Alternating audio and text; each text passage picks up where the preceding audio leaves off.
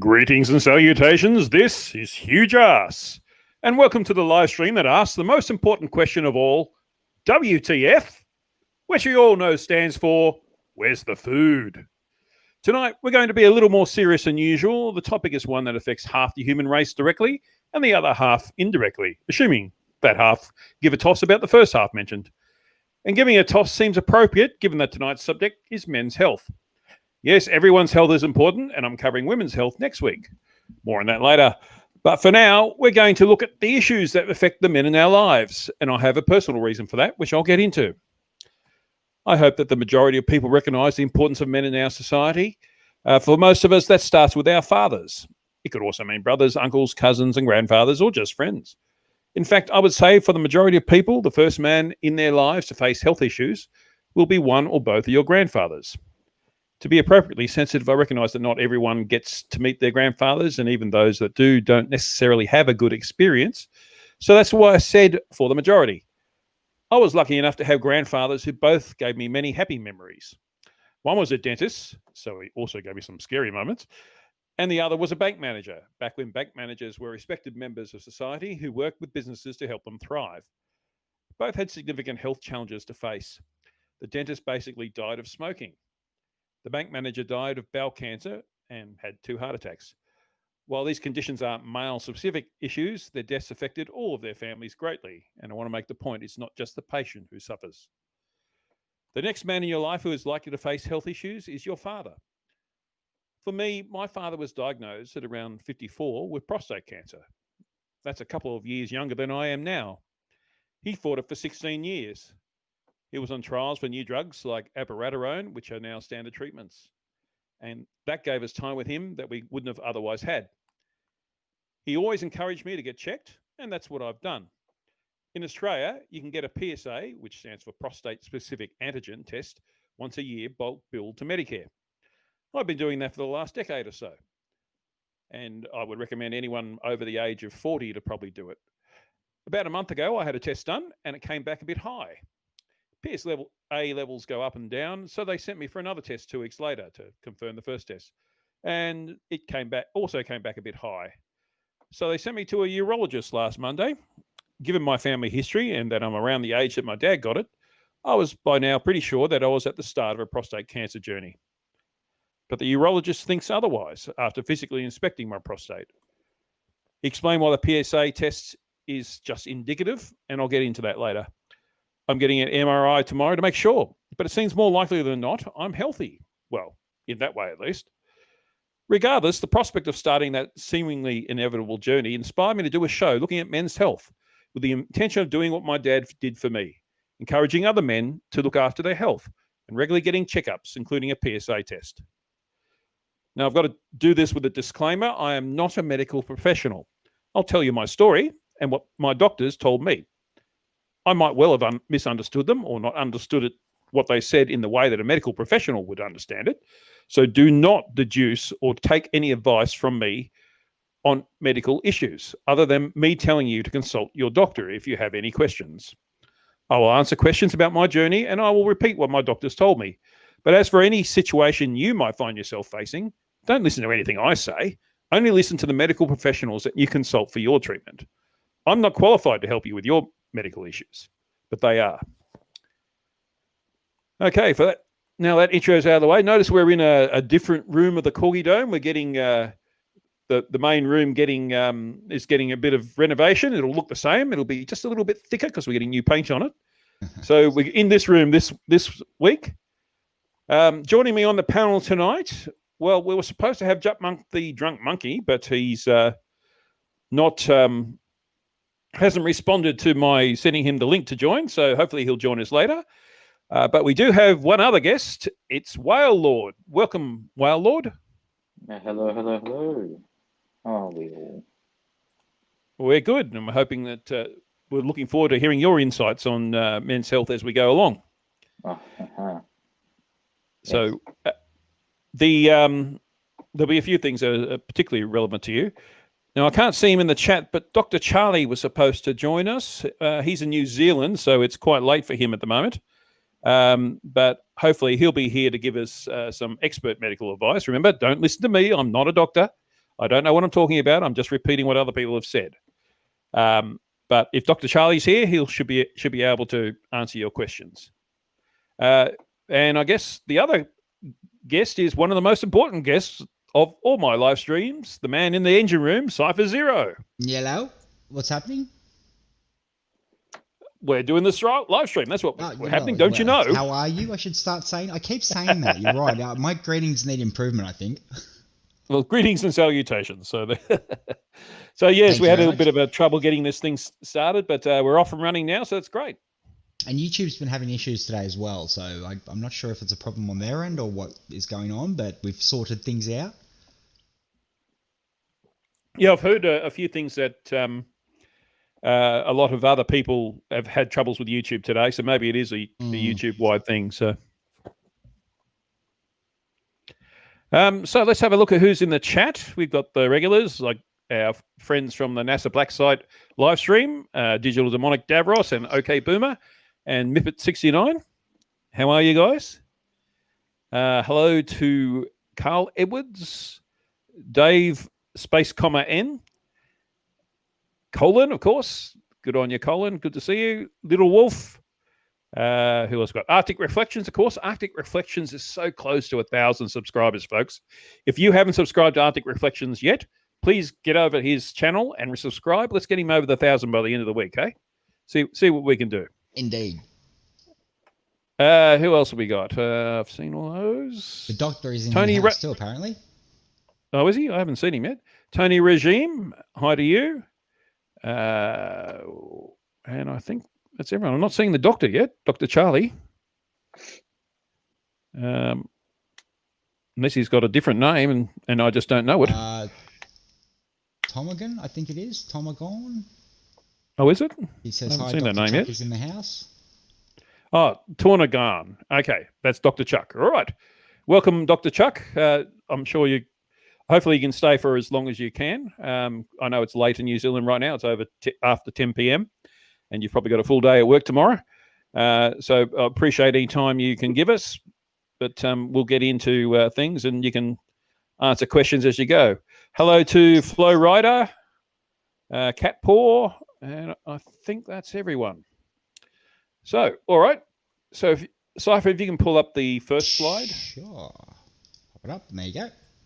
Yep. So, it was already up. Yep. So this is, hang on, let me see if I can you make that full screen? Not with the Jitsi Meet. You might have to click on it to bring it up for you, but on the stream. Okay. I'll look at the original. Okay, so on the left, so these are the 5 biggest causes of death in Australia, apparently. And it's men on the left and women on the right. So you can see the comparison. This is in 1 year. I think it's about 150,000, although that doesn't seem to add up to that much. Well, it's the top 5 ones, I guess. So, yeah, 150,000 people die every year, apparently, in Australia. So the biggest killer by far is coronary disease, and you can see how it affects the different sexes.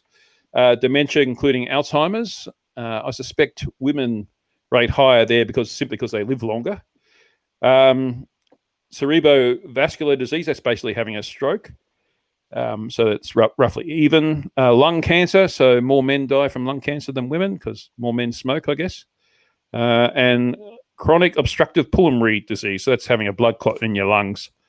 And probably lung cancer was there already. So, yeah, they're major causes of death in Australia. If we can hop over to the next slide. So these are the top 5 men's health issues. Yeah. So, what we just saw was deaths overall, but these are particularly for men. So cardiovascular disease, having heart attacks and that kind of thing, and strokes, really, because that's also a cardiovascular disease to some extent. That's the number one. Lung cancer, so again, smoking. Prostate cancer, so I've talked about my little prostate journey and my dad's journey, and we'll go into that in more depth later. And probably the saddest one, depression and suicide. That certainly, well, I guess depression's can't be helped to some extent, but suicide always can be helped. It's always unnecessary. And diabetes, which, Cypher, you have a lot of personal experience with that. So Yes, we'll get I you to am. talk about that when we move on to that. So let's have a look at the first one, which is cardiovascular disease. So in my experience, my grandfather had 2 heart attacks. So there's nothing left to do? So he survived them, obviously, and was in the end, it was his bowel cancer that got him. And of course, So there's nothing left to do? there's a couple of things. First of all, surgery wasn't quite as advanced as it is now. And also, the culture was you had bacon and eggs for breakfast pretty much every day. So that didn't help with the cholesterol, which is one of the major causes of cardiovascular disease. In fact, I'm currently on a keto diet, and that raises my cholesterol because you eat a lot of fat and things like that. It's low in carbs, but it's high in fat, and that's raised my cholesterol level. And the doctor asked me if I wanted to go on cholesterol-reducing medicine, and I said, look, give it another 6 months. It's the benefits of losing weight at the moment outweigh the benefits of getting my cholesterol down. So I'll give it another 6 months and I'll go on that medicine if I need it. But by then I should have changed my diet somewhat to maintain the weight loss and still reduce the cholesterol as well, hopefully. So, and then everyone should consider that. You should make use of the facilities available to you. I'm going to a dietitian next week too to figure that out. Have you had anyone in your life had heart disease, mate? Me? Yeah. I remember my step-granddad. Well, he was my granddad, but he'd married Nan after she was originally married. So he was step-granddad, but I'd always known him as my granddad. So he died of a heart attack when I was, I believe, 6 or 7. But other than that, my family, no, doesn't really have a lot of heart disease problems. I mean, Grandma did end up dying when she was about, nearly 80 from a heart attack. Actually, she just passed away while she was asleep. So, I mean, and again, loved the fatty foods and things like that. But it wasn't really a problem throughout her adult life, no. So, I mean, it's not really a problem in my family. But as you said, and I'm the only one with the diabetes in my family too, so I've got to be careful with that. But other than that, not a great deal, no. Oh, Dr. Chuck, who is under the name Tornagorn, says he had a heart attack in 2013, age 49. So, and he's a doctor. There you go. So, yeah, he knows better. So it's there is a genetic component, obviously, but as he said also in earlier up, this heart disease is caused by smoking, high blood pressure, and diabetes. So you yourself should, Cypher, should consider that as well. I actually saw my doctor yesterday, and I've got bloods ordered for everything. And generally, I'm pretty good. Like my HbA1c is generally fairly good, and there was one period where it was, higher up there, but I've gotten that down in the last few months. Like my health is generally pretty good, despite the fact that as a kid, I suffered. I wasn't diagnosed until I was nearly 11, but I had it for about 2 years before that. So I suffer a lot of joint problems from it now and things like that. But other than that sort of thing, I try to keep fairly healthy, I suppose. Yeah. Try. Well, we all try. We often fail, though. All right. So, yeah, please listen to Tornagorn when he comments in the chat because he's a doctor. Don't listen to us. We're just absolutely who are having health issues. So, yeah. We got a video about cardiovascular disease. So, if we can play that now.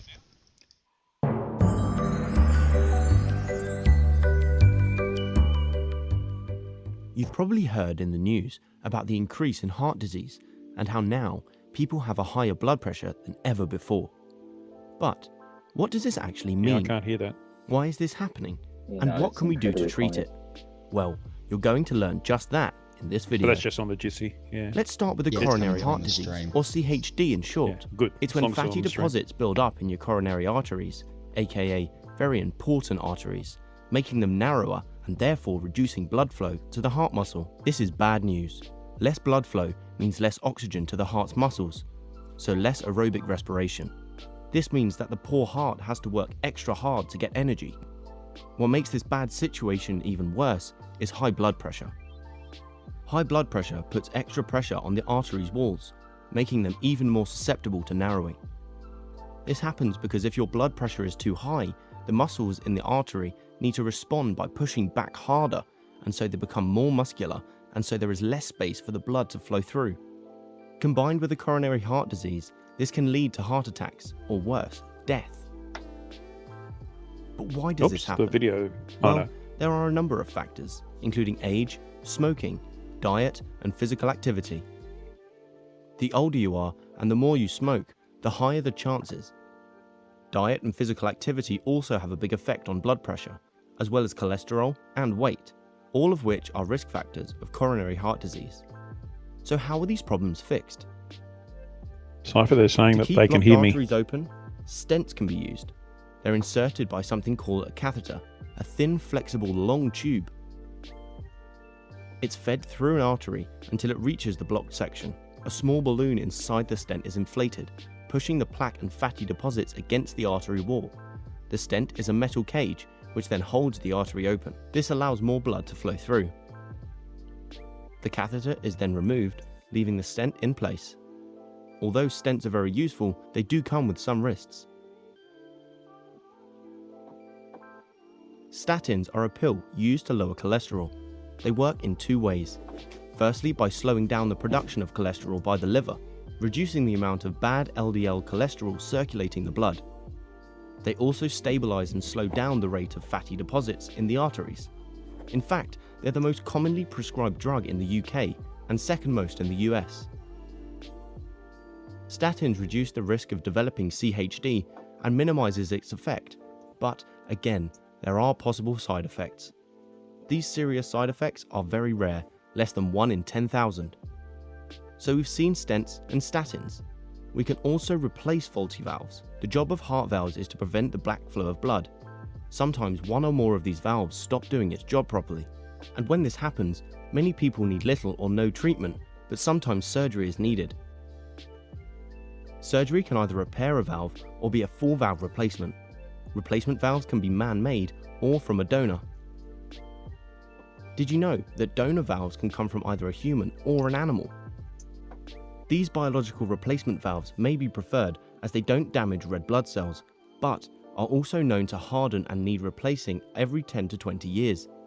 Mechanical are a lot more durable, but patients have to constantly take anti-blood clotting drugs, and some even say they can hear their own valves. If someone's heart is seriously damaged, they'll need a new one. This is known as a transplant. This is done by removing their heart and connecting the new one to the aorta and the pulmonary artery. Can you spot the potential problem in this process? Pause the video and have a think. While surgery is going on, the patient won't have a heart. This is solved by connecting the patient to a heart-lung bypass machine, which takes over the job of the heart and lungs. Because it's major surgery, there are some risks. So there we have heart disease, the treatments and their risks. If you liked the video, give it a thumbs up and don't forget to subscribe. Comment below if you have any questions. Why not check out our View School app as well? Until Yeah, so there's lots of information there. If you've never really looked into it before, you'll get a lot of information from that. This is going to be a very dry live stream because this is a fairly dry topic. It was funny. It was hard to find funny videos about these sorts of things, but it's. I hope in replacement of that, you'll find it's very informative. There was a lot of things there that, like, I didn't know that you could use a pig's valve, that kind of thing. Well, an animal valve. It's usually a pig because that's what I've heard of before. It reminded me. And yes, stents. These are all things you probably want to try and avoid. By eating healthy and keeping your cholesterol down and that kind of thing. And that's why I've given myself 6 months to lose some weight, and I don't really need to go on and change my diet, so I don't need to go on the cholesterol medication. Because sorry, I was trying to get down to 500 or 600 kilograms. Yes. Yep. From a mountain to a small hill. Yes. Yes. Yeah. Yes. The erosion's not fast enough. So. Yeah. So cardiovascular affects everyone. It doesn't have to be just men.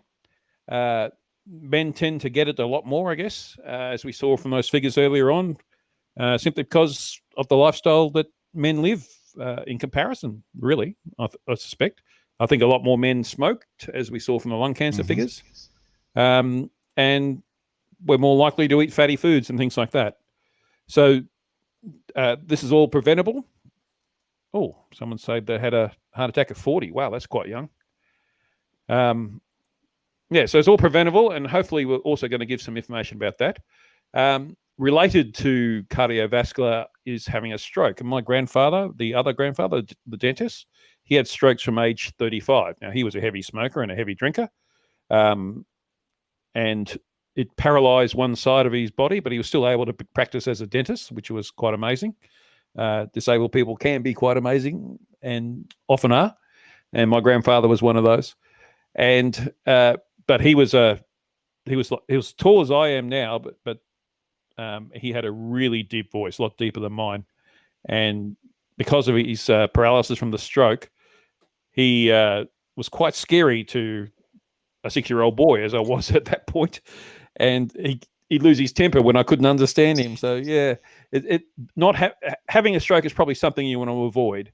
So in my history, I've got bowel cancer, I've got cardiovascular disease, and I've got strokes. Now, I've avoided the heavy smoking and heavy drinking because I don't do either. I don't smoke at all, and I only have drinks for live streams, really, just to keep my voice lubricated. That's the excuse I'm using. That's all right. Yeah, and so I've lasted this long. My dad, again, never smoked. He drank a fair bit, but he never had a heart attack, whereas my grandfather did. And my dad always ate healthily. He swam several kilometers every day, even close to the end. So he's he shows that you can do things about it, and you can have a better life as a result. I got off the topic of having a stroke, and we got a video about having a stroke just to tell you what it is and what you can do about it. So if we can play that now. Sure. We explain strokes and why acting fast is so important. This is Mike. Today he's visiting his grandfather. They are playing chess, but suddenly Mike notices something very strange. His grandfather can't speak properly, and his face looks different. What is going on? Take action. Mike's grandfather might be having a stroke, also called a brain attack. Strokes are the second largest cause of death worldwide and also one of the largest causes of disability. They mainly happen in older people, but they can sometimes happen to younger people too. But what is a stroke? Our brain needs oxygen and nutrients, which it gets from our blood. When a stroke strikes, the blood can't get to where it needs to be. As a result, brain cells don't get enough oxygen and nutrients and become damaged or die. This can happen in one of two ways: either a blockage in the vessels that cut off the blood supply, or bleeding in and around the brain. As we age, our arteries become harder and narrower and more likely to become blocked. However, medical conditions such as high blood pressure, atrial fibrillation, an irregular heartbeat in other words, or diabetes and lifestyle factors like smoking, drinking too much alcohol, and not exercising can increase the risk of having a stroke. As our brain controls the whole body, there are a great variety of different effects of stroke, depending on the area of the brain that is damaged. They can include difficulties with speaking, seeing or hearing, balance and coordination problems, muscle weakness, confusion, or memory loss. All these symptoms can occur suddenly within minutes. So how can Mike check if his grandfather might be having a stroke? By using the FAST test. The F stands for facial weakness. Can the person smile? Has their face fallen on one side? The A for arm weakness. Can the person raise both arms and keep them there? The S means speech problems. Can the person speak clearly and understand what you're saying? Is their speech slurred? And the T stands for time. If you notice any of these signs, it's time to call an ambulance immediately, even if the symptoms go away. The quicker a person gets to a specialist stroke unit, the quicker they will receive treatment, meaning more brain cells can be saved. Mike calls the ambulance right away. His grandfather gets the best treatment and makes a full recovery. And now they can play chess again, thanks to Mike and his fast response.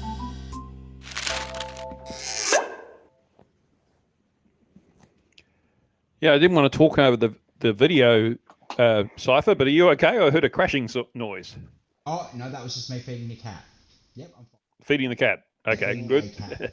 So I muted so no one could hear that. All right. Whale Lord, what do you think about that video? It's you probably learned a few things about strokes there. Oh, yes, definitely. Definitely. What leapt out at you? I didn't know it had something to do with the bloodstream. That's for cool. Yeah, it's something that it's basically where the blood vessel in your head stops working, and your bit of your brain doesn't get the oxygen it needs to function. So, Dr. Chuck is writing in the chat. Side note: diabetes presents as elevated blood sugar levels, but the risks from diabetes are cardiovascular, i.e., heart attack, stroke, kidney problems, poor circulation to feet, causing infection, ulcers. Poor circulation can also result in amputation. Happened to my neighbour. Oh, poor guy. Yeah, kidney problems can result in dialysis. And he liked that video, so that's good. So we're giving you good advice. I'd like to see that. Cypher, you had any experience with strokes as well? I have dealt with stroke patients when I've worked in nursing homes before. Basically, one side of the body does not. That's probably, I think, one of the more important.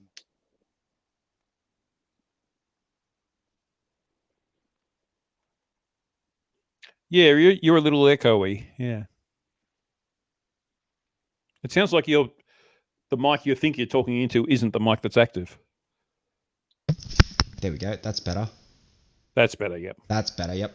So yeah, no, keeping an eye out for the facial droop is I think one of the most important ones. The speech especially as well. Probably the two most important ones you could keep an eye out for. As I said, I've dealt with a guy named Reggie who'd had a stroke. His right side was affected, so his hand was in a claw. He couldn't move it. You could tell that his face was drooping. You'd help him put a bib on him so he didn't dribble all over himself. It's a horrible thing to go through, and having only one half of your work afterwards must be horrible for some poor stroke victims. Yeah, and you can't really do anything about it once you've had it. Unfortunately, you can prevent it in the first place by the usual things: avoid smoking and eating healthily and that kind of thing, reducing cholesterol. So that's going to be a common theme, I think, through a lot of these things that we're going through. We're still on the first one, actually, the first one of the 5 major health issues for men. But I think it's time to move on to the second one, which is lung cancer. So most of this is going to be about smoking, of course, because that's the major cause of smoking. So if we can play video 3 and stop after a minute.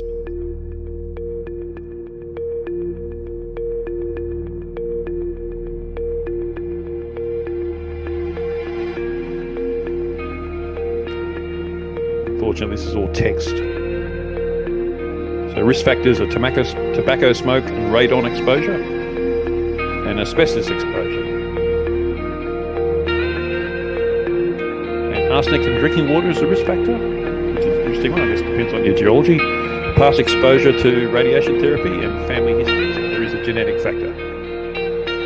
Symptoms are persistent cough, shortness of breath, chest pain, unexpected weight loss, which was surprising to me. And treatment means surgical removal. I've got a friend going through this at the moment, and chemotherapy afterwards to kill cancer cells, and radiation therapy.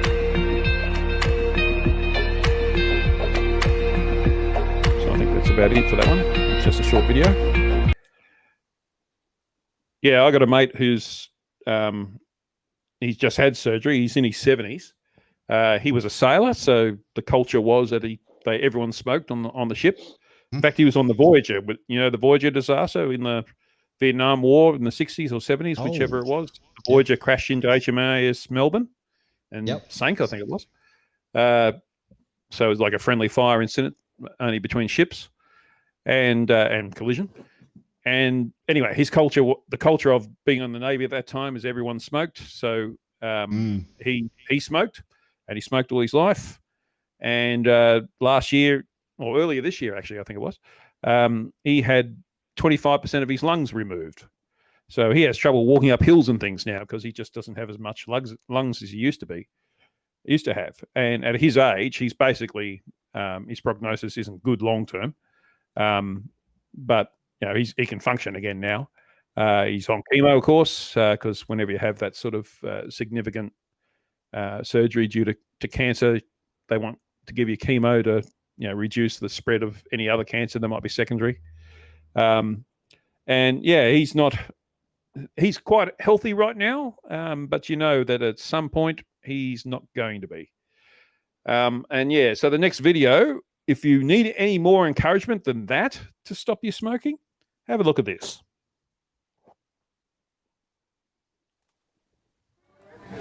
So when a normal lung expands, you can see that air moves in and out of it freely. The lung opens, and you can see that a normal lung operates this way. This is a lung that we've exposed to cigarette smoke. And so you can... There you go. Say pause, sorry.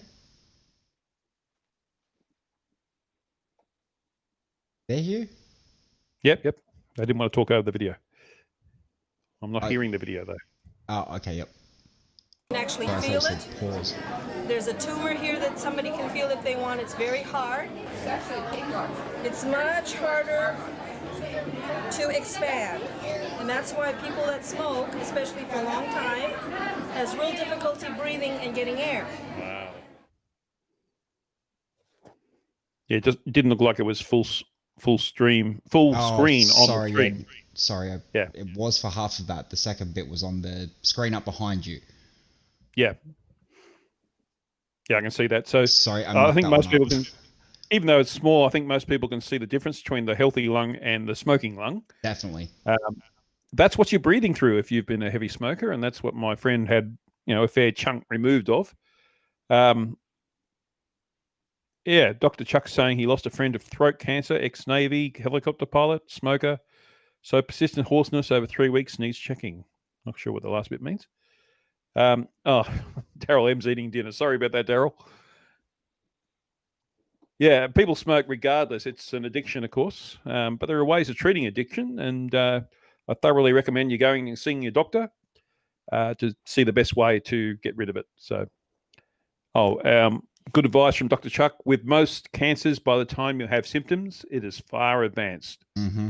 So, get yourself checked regularly. That's my message for tonight. It's not just for men; it's for women as well. You need to have set up regular blood tests at the very least, and that picks up a hell of a lot of things.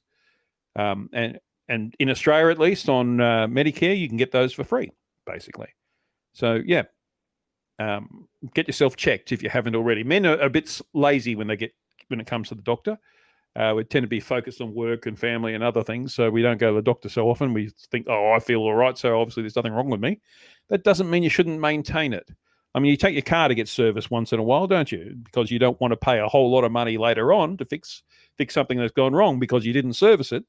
Do the same with your body. Oh, and John Rapp's in the chat. Everyone give John Rapp the appropriate salute. The John Rapp salute. Middle finger. We don't have the bugle one. No, I've got it. I have to actually re-download that from Arnold. I've been having to set everything back up, unfortunately. Files that were have to be reloaded. Oh, nothing. It wasn't important. All good. Well, you're supposed to be contributing. Just say something. Oh no, I was wondering what the salute was, and it's just a bird. All right. Yep. Well, John, on Team Skeptics channel, John Rapp once was a moderator, and he put his phone in his pocket, and he was like banning people accidentally. So it's become tradition to give him the middle finger whenever he shows up. But I do want to read out what he posted. He says he's a 57-year-old male that smokes and mainlines coffee but doesn't drink. He never gets sick, hasn't been to a doctor for other than injuries for 30-odd years. And here you are making me face up. Well, mate, go and get your blood tests. I'm about the same age as you, and I'm picking up things because I'm going to the doctor. You might as well go and make sure that you're not going to have a miserable life later on. I'm sure there are people who love you, mate, and they want you to be around. So, make sure that you're around as well and just go to the doctor. It doesn't take long. and it's free under Medicare. All right, so Dr. Chuck says, best advice, general awareness of your body, unexpected weight loss, night sweats, new indigestion, change in bowels, especially to looser. Don't ignore it. Oh, Golden Indeed. Skeptic, I'm not going to read out yours. Yeah. All right. Where were we up to? So we're on lung cancer, but a lot of people would be thinking, well, okay, what's smoking pot like? It's becoming more and more legal in places around the world. So it's probably worthwhile knowing about that.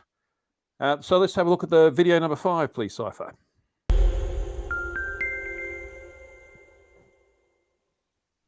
There are at least 33 carcinogens in marijuana smoke, such as polycyclic aromatic hydrocarbons, which are products of combustion found in grilled meat and flowing through the bodies of those who smoke marijuana, similar to what one sees flowing through the bodies of cigarette smokers. That's really remarkable. Most tobacco users inhale way more smoke into their lungs over the course of a day, so on a puff-by-puff basis, is marijuana smoke really that much worse? Well, it does seem to contain more benzopyrene and benzanthracene, which are polycyclic aromatic hydrocarbon procarcinogens, compared to unfiltered cigarette smoke. But it may just be that cannabis users inhale more deeply and then hold the smoke in longer, which can end up depositing 4 times more tar in the lungs, amplifying exposure to these carcinogens. And unfortunately, bubbling the smoke through water, like in a bong, does not appear to reduce the risks of tar buildup. Yeah, marijuana smoke tar may have similar tumor-promoting effects as cigarette smoke in mice, but what about in men and women? Longtime marijuana users do have more cancer, more lung cancer, more oral cancer, voice box cancer, but only, it seems, because they also tend to be more likely to also smoke tobacco. After cigarettes are taken out of the equation, no increased risk was found. Same with head and neck cancer. One study found increased risk, but 5 studies reported no association, and 1 study found decreased risk. So yeah, regular use causes airway injury that can lead to chronic bronchitis, but no evidence of long-term lung damage like emphysema, and despite the presence of carcinogenic components, no apparent increased risk of lung cancer, though evidence is mixed regarding the risk of heavy long-term use, and that may be the crux. In terms of smoke exposure, even smoking a joint every day for 10 years may only translate to 6 months of pack-a-day cigarette smoking. In most studies on tobacco smoking and lung cancer, 6 months in a lifetime might get you classified as a never smoker.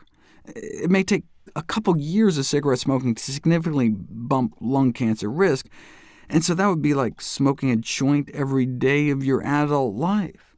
No wonder we can't find a lung cancer link with casual marijuana use, though there is an alternative explanation.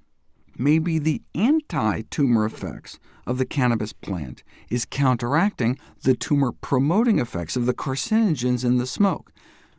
Wait, anti-tumor effects?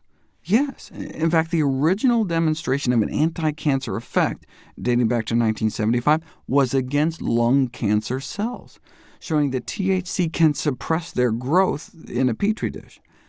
This kind of data has led to wild claims of cancer cures on the internet, extrapolating the results of this preclinical work, meaning like in petri dishes and test tubes, to humans without any basis in fact, as cannabis, according to this 2016 review, has not been studied clinically as a treatment for malignancy in people. But that's not really true. There was a pilot study performed on terminal brain cancer patients. We'll find out what they found next.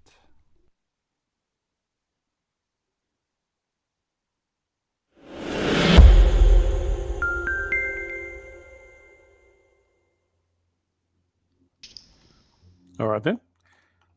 It's a bit hard when you're watching this stream.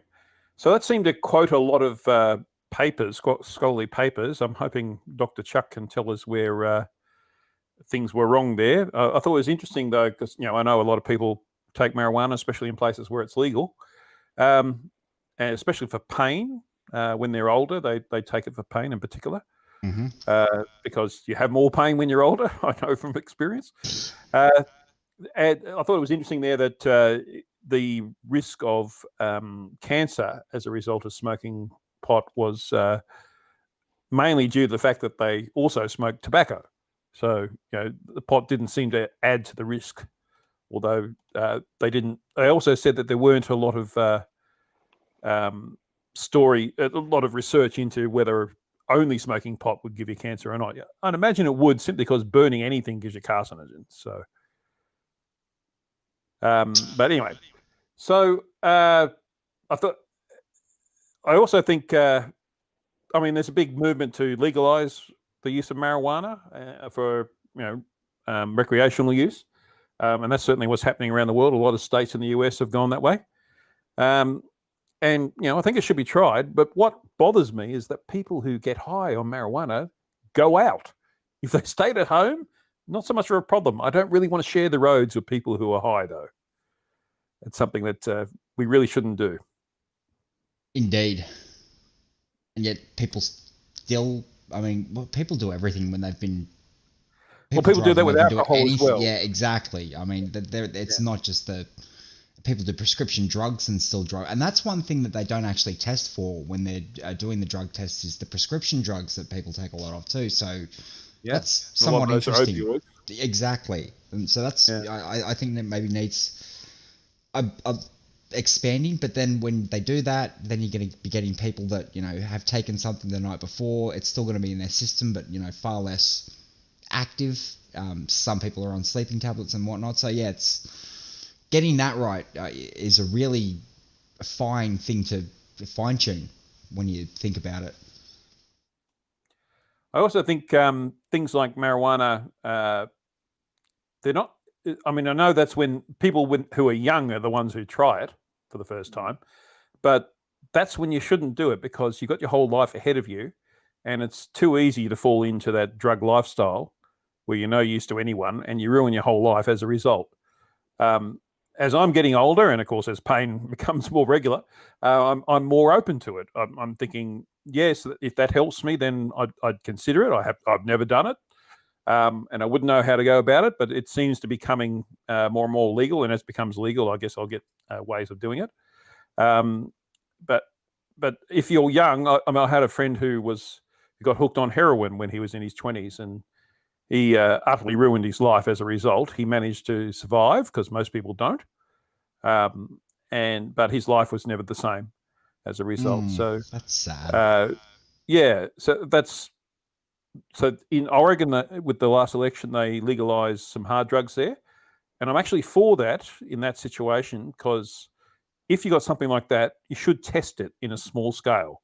And a state of America, at least, seems like a reasonably small scale for that to happen.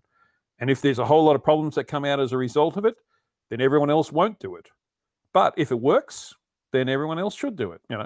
If you get an advantage of it, a net advantage anyway, then you should do it. And if you get a net disbenefit, I guess is the term, then you shouldn't do it. But unless you test it, you've got no way of knowing. So Indeed. Anyway, that's just my view on these things. All right, so that was lung cancer. Now we move on to one that's a little bit closer, given the story I gave. We're moving on to prostate cancer. If we can play the first video to tell us what prostate cancer is about. Went in last year for my annual physical, and they do the blood work. And there are a number of different tests that they do in the blood work, but one of them is the PSA. Oh, I might have given you the wrong video.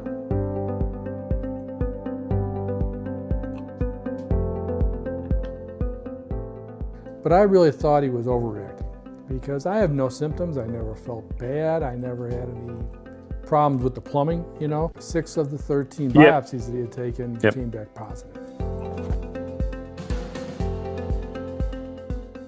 Bill was diagnosed with intermediate risk prostate cancer, which is the #1 cancer in men. Options for prostate cancer vary depending on the clinical stage, the diagnosis, patient's risk factors. Common treatment options would be active surveillance, radiation therapy, or surgery, which could be done via open or robotically. The amount of information you get is at times a little bit overwhelming, but it's really appreciated. You know, you really have to digest what you want to do. It is very important that we come to a decision together, and having a long conversation with the patient, his family, if the patient wants the family there. So then my wife and I came home and we said, okay, these are the pluses and minuses of each of these courses of treatments, and we decided to go with the surgical option. Robotic surgery, unlike open surgery, benefits the patient in less blood loss, earlier convalescence time. Bill, after the procedure, did very well. His surgical margins were negative, meaning that there was no cancer seen at the margins of where we cut the prostate. He has a terrific prognosis. There's no reason to believe that life just doesn't go on now, you know, and you know, we're very thankful for that. That's extremely important. You know, we just retired a couple years ago. We got a lot of travel plans ahead of us, and you know, we can do them.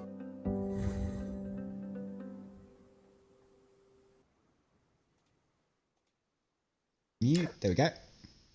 All right, so I actually had another video which I was going to send Cypher, but I stuffed up. I didn't send you the link for it to explain what prostate cancer is.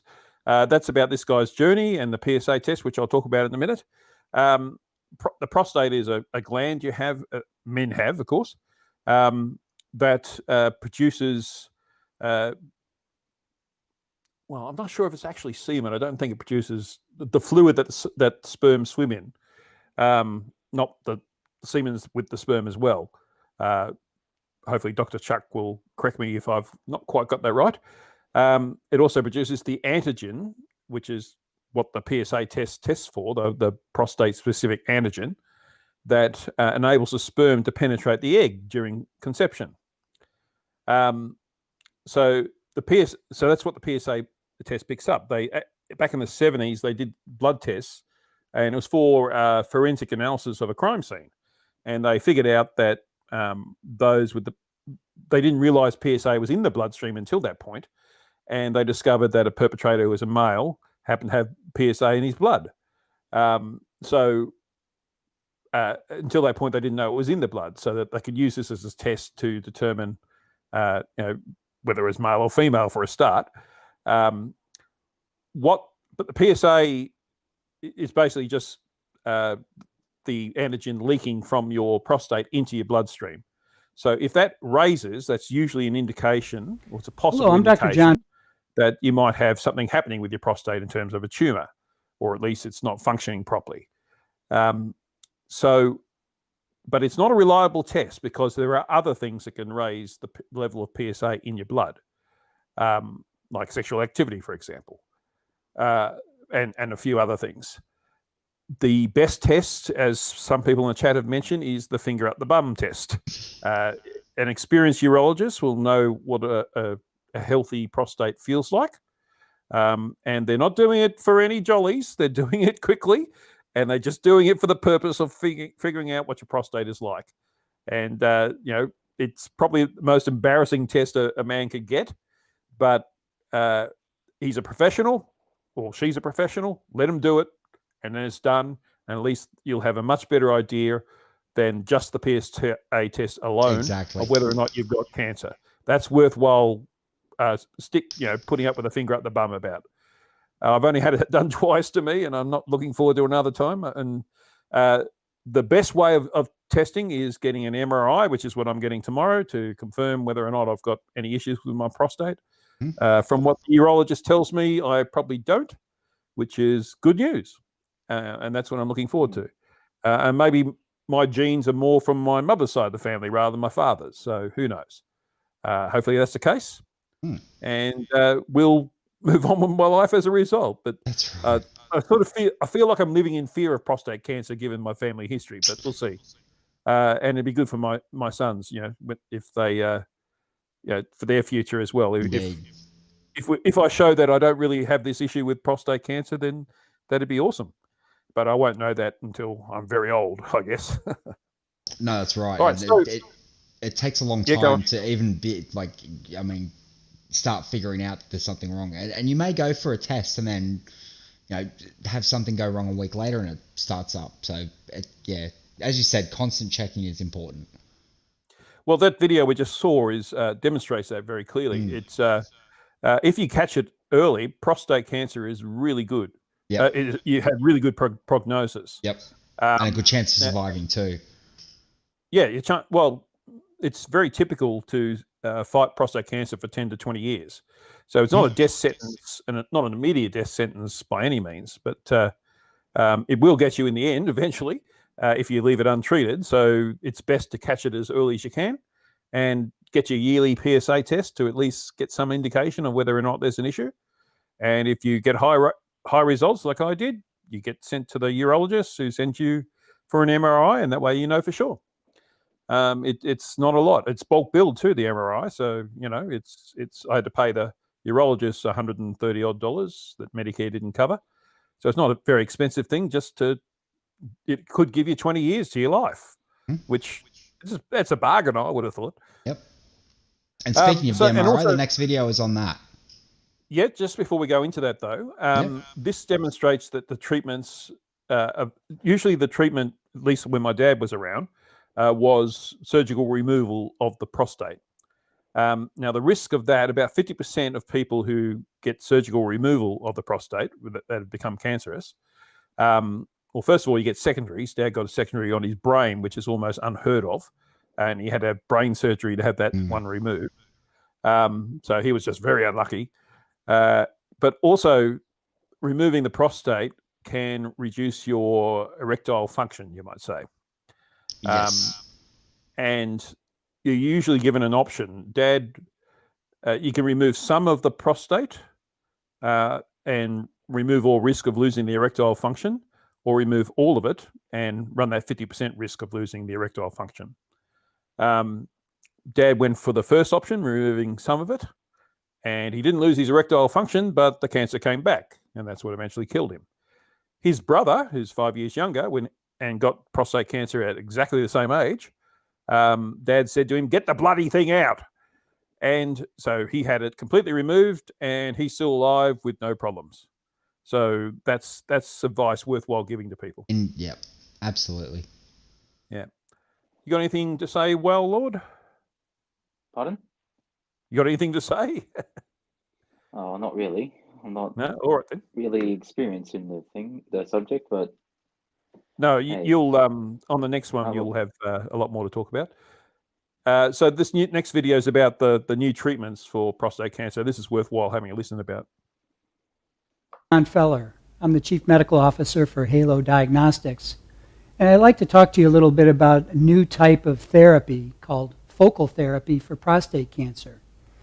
The standard of care for detecting prostate cancer currently includes getting a screening serum PSA followed by a multiparametric MRI in patients with an elevated PSA, and in patients whose MRI is abnormal, then having an MR-targeted biopsy of the prostate. In a subset of men who have clinically significant prostate cancer, confirmed with these standard of care detection techniques, they can go on to image-guided focal therapy. In our case, we do MRI-guided laser focal therapy. This is done under an IRB-approved clinical trial, so it's not yet considered the standard of care and is not reimbursed by insurance, but is being performed for investigational purposes.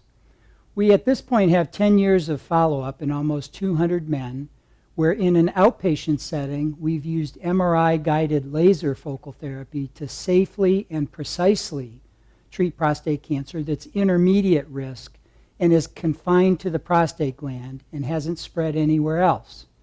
Now you may ask yourself, well, what is the advantage of this MRI-guided laser focal therapy?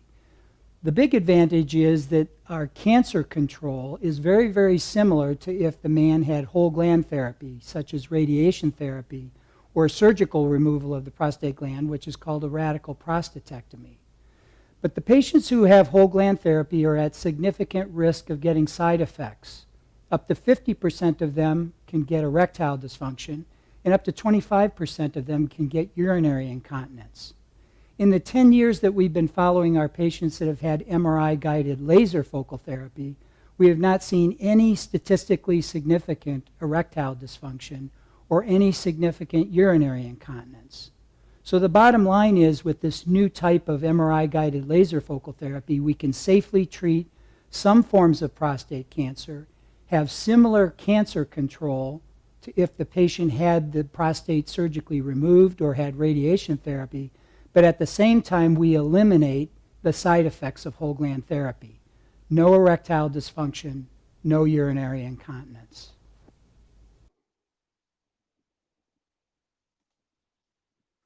Hang on a sec. Making Dr. Chuck a moderator so he can post a link to the book on the pros and cons of PSA testing. Because he was trying to. But you can't do that unless you're a moderator. No, that's right, unless you have a wrench. Yep. So gave him that. All right, cool.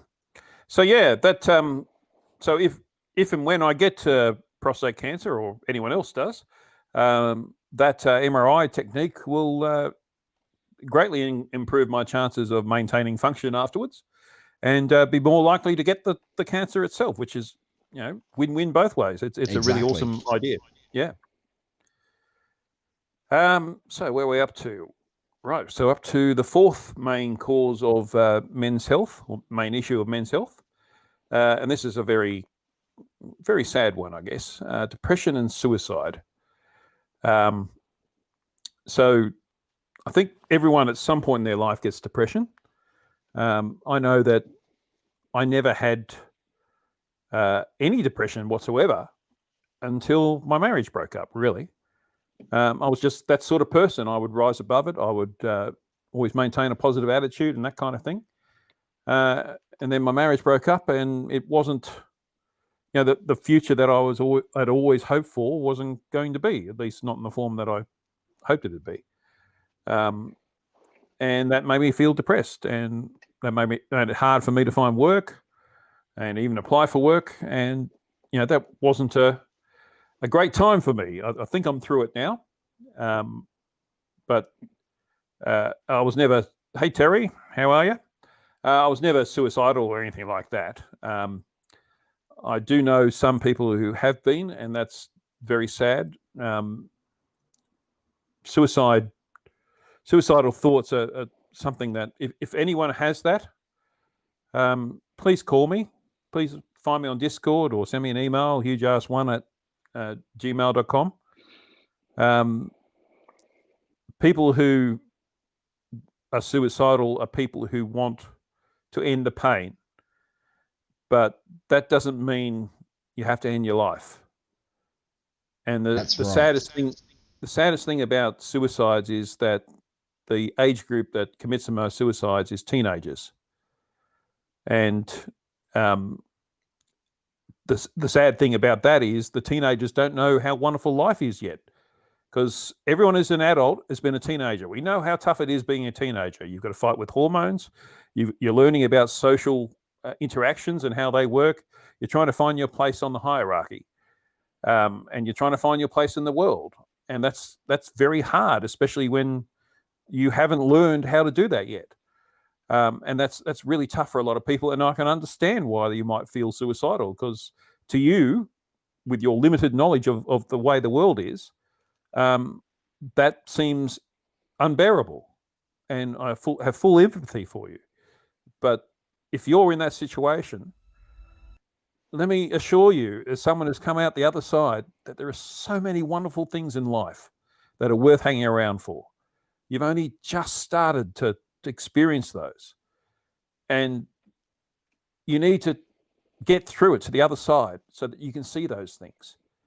And the biggest thing about that is, if you go through with a suicide, you take yourself away from us, the people who care about you. Mm-hmm. We're left behind with nothing but sadness about you. And we don't want that. We want everything you give to us by being around to be around for as long as we can have you. Yeah, it's kind of hard to say this without being too emotional. I think it's worthwhile mentioning Digital Demonic Davros has said that I've never heard this before. He's twice tried suicide and twice hospitalized. He's had ECT and will always be on medication as he has bipolar type 2 with clinical depression. That's a very brave admission, mate. Thank you for sharing that. We definitely don't want you to disappear. The way you get into the first, that is magnificent. If only for that, you should hang around, because that is just a joy to watch.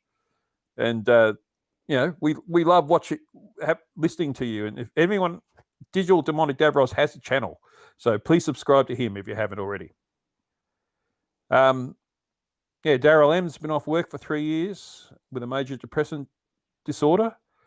I understand that you never thought it'd happen to you. I was in the same situation, still fighting it. Yep, keep fighting, mate. That's where you show your character, that you keep fighting. There's so much. I'm trying to be careful in what I say because I'm not a doctor. I'm not a psychologist. I'm just saying what I feel from my experience. I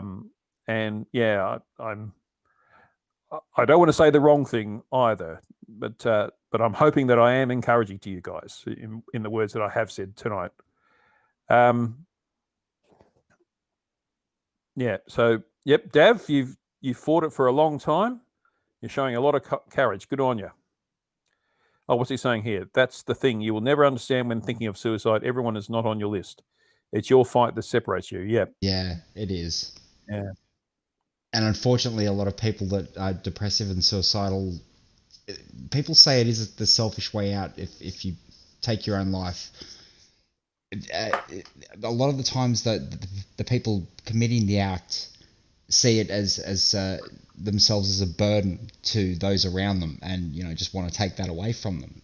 So it's a really and you're not a burden. No, we love you that's anyway. Right. Everyone has. I heard problems. a story. Yeah, sorry, mate. Oh, I was just saying, no, everyone has problems, and talk to someone. There's always someone out there, even if you can't reach Hugh or anyone that you're friends with or myself on Discord at all, either Lifeline or there are support places you can contact. Centrelink have a lot of them. If you can get in contact with them, they'll point you in the right direction. But there are services available. There are services available, but we're all happy if you're in that sort of deep down in a trough. All of us are happy for you to contact us so that we can talk you through it. Got to remember we're not professionals, but at least we're human beings. And I want to relay a story I heard during the week. A friend of mine's got a knock at the door once, and it was the police and a social worker, and she was quite surprised. And apparently her son had been in a group somewhere online saying that he was planning to commit suicide. And somehow they got through to the police and they showed up and they had a chat with him and talked him through it. And because of that, because society as a whole, through the police and through the social worker, showed that he mattered, that completely turned his world around. And he probably wasn't that serious at the time, but he's definitely not serious about it at all now. And he has issues, has anxiety and things like that. A lot of people do, but he's not suicidal anymore, and that's an awesome thing. You do matter, no matter how bad you feel. I know what Dad was saying. It's about his own approach to it, but you do matter to other people.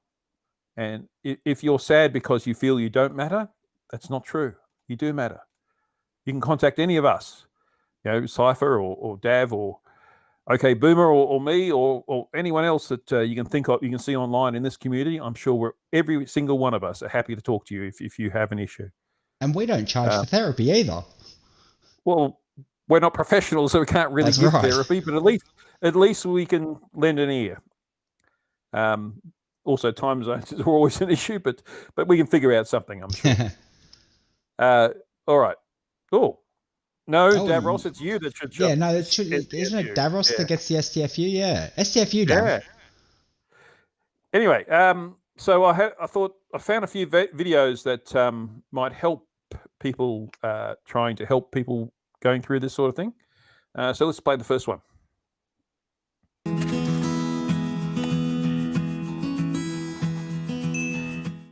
Everyone deals with depression in different ways. Some try to handle it by themselves, while others get help. We're not telling you that you can fight depression on your own, but there are definitely certain things you can do for yourself that could help massively. Here are 10 self-care ideas that you might want to try. Journaling. Okay, full screamer. You might be surprised at how big of an impact this can have. Many studies have looked at journaling as a way to fight depression, and the results are very promising. Journaling forces you to reflect, and it helps you get things off your chest, even if you're just admitting things to yourself. Reconnect with a friend. Even if you have no desire to get out and talk to people, you should probably at least make an effort. Researchers have looked at the most effective strategies for dealing with depression, and actively participating in your own social life is a very beneficial tactic. Humans are social animals, so we actually need a community of some kind.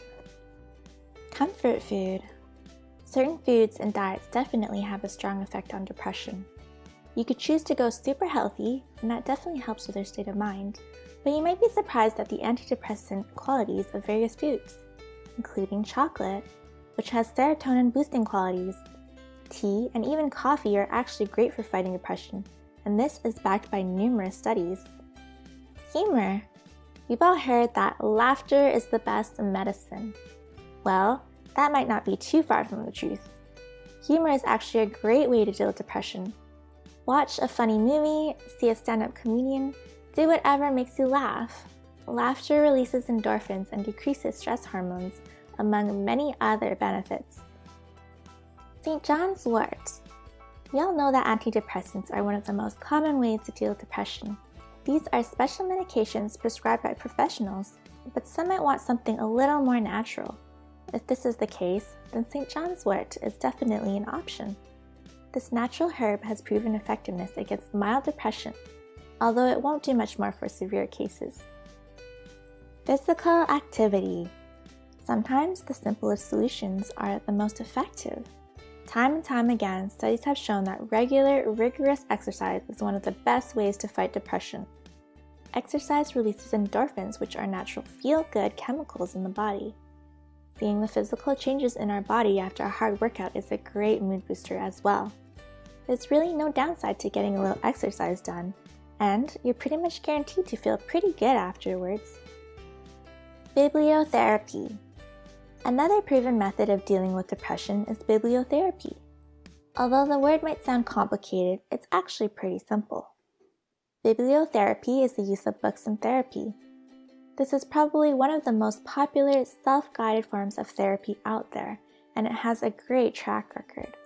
Usually, there's an initial consultation with a professional therapist, and then the patient uses a book to guide themselves along their therapy journey. The book instructs the patient on how to improve their mood, deal with depression, and conquer anxiety. One thing to keep in mind is that it's only recommended for those with mild depressive symptoms. Yoga. A few different studies have examined how yoga can help with depression, and they've come to the conclusion that it can be very effective. Some would say that yoga is just another form of exercise, but in truth, it's more than that. Many people describe yoga as a kind of meditation in motion. It can be spiritual in nature, and it can also be very introspective. The results speak for themselves. Meditation. Meditation might just be one of the oldest self-care techniques in history. People have been meditating for thousands of years, and the effects of this practice are well documented. The aim of meditation is to attain inner peace, which makes it a perfect strategy for combating depression. One of the most popular methods for dealing with depression these days is mindfulness, which is a type of meditation which focuses on being of ourselves, our thoughts, and the people around us. Numerous studies have examined the effects of this on depression, and it has proven to be quite effective. Quite simply, it gives us greater appreciation of our own lives. Massage therapy. It's always good to treat yourself to a nice massage, but if you're trying to pursue a lifestyle of self-care, then you might want to seriously consider massage therapy. We left this method until last for a reason. Massage therapy is only loosely linked with decreased depressive symptoms. It won't cure depression, but it will decrease stress levels. And hey, getting a massage is never a bad thing. What are some self-care techniques that you do to fight depression? Let us know in the comments below.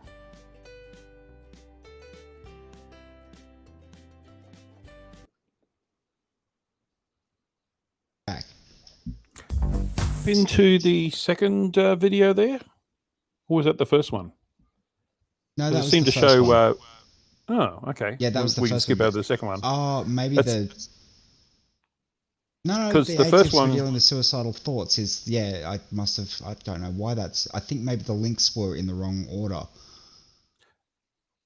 Oh, maybe, but that was good advice anyway. That how to take care of depression, things you can do about it. The biggest one to me is exercise. I take the corgis out for a walk, and it's just good to get out. They love it, and I love getting out. And I've got a fair bit of bush around where I am, so I get to enjoy the bush as well. We even got koalas here, so it's good to get out, get that little bit of exercise. As you get older, you probably don't want to go jogging or anything like that. It's not good for the bones and stuff. So it's good to just get any sort of exercise, and that releases endorphins, which helps your mood in general, and that helps you on the path back to getting out of depression. So it's really good. Yeah, sorry about that. The links were in the wrong spot. I actually swapped the tabs around by accident. I didn't realize this was supposed to be the first video, but we'll still go through it. No worries. It's we'll skip the hidden signs of depression. I think it's good to be on the positive. If we move on to the 8 tips for dealing with suicidal thoughts, just in case anyone has issues with that at the moment.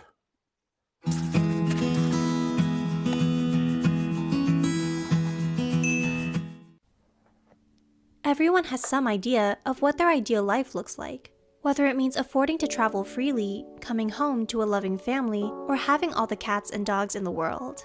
But things are getting harder by the second. It can be nearly impossible just getting out of bed in the morning. Why is it so much easier giving into negativity than it is to get out of it?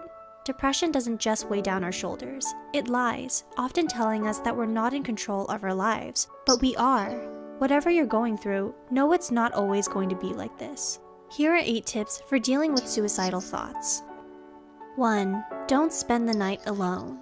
When you're suicidal, it will be tempting to isolate yourself. Do you lock yourself in your room, shut the blinds, and hide underneath your covers?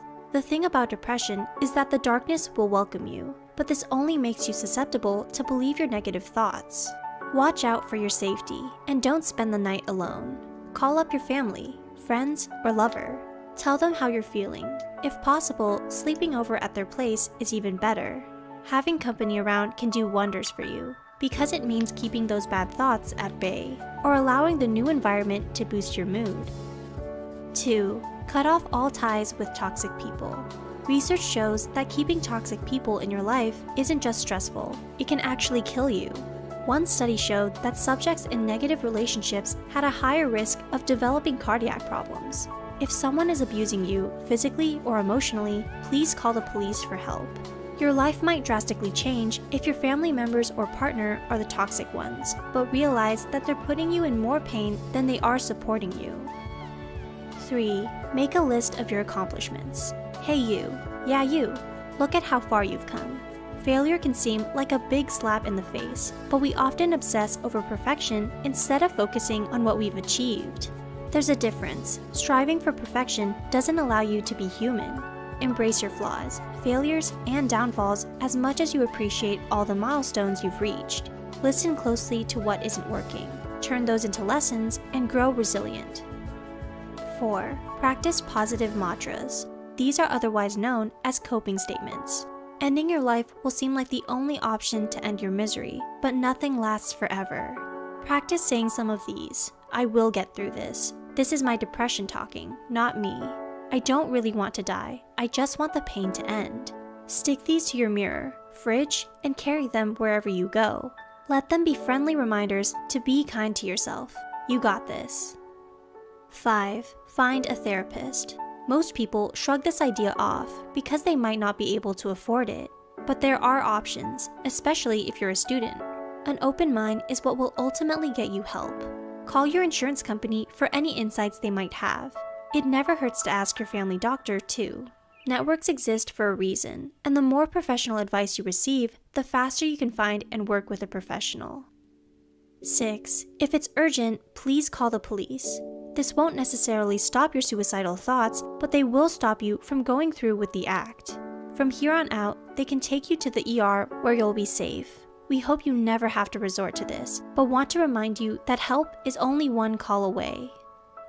7. Find out what's hurting you and make changes to it. Do you feel stuck at your dead-end job, tired of the city you're living in, or not sure about what you're studying in school? It's okay to address that you're feeling unhappy, but don't succumb to helplessness. It may take time to find what works for you, but this is why practicing patience is so pivotal. Big projects seem intimidating, but break them up into smaller tasks to make them more approachable. Remember, as you wait for your miracle, never stop working on yourself in the meantime. 8. Whatever you do, please don't lose hope. I know it's easier said than done, but committing suicide will end everything, including the amazing days ahead that you won't be alive for. People usually realize too late, while they're in the middle of the act, that every problem they ever faced could have been fixed. So please reconsider your health. You deserve so much more. What do you do to keep going or stay inspired? We want you to know that you're not alone, and we're sending our best wishes your way. For more helpful content, be sure to also subscribe to our channel. Thank you as always for watching.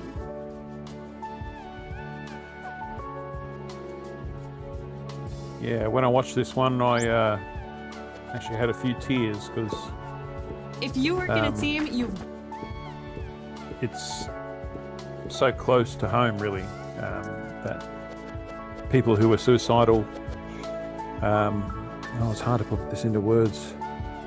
I've invited Digital Demonic Davros into the chat, into the call, so that we can hear his story as someone who went down that path. Mate, tell us about it. Well, it's a lengthy story, but I can break it down into sections. So, it starts at birth. Right, I was born with bilateral club feet. Was operated on at the age of 10 hours. Every 3 years, I'd go back in for another op to correct my feet. Have had other things go wrong with me, and my parents divorced when I was like 4 or 5 years old.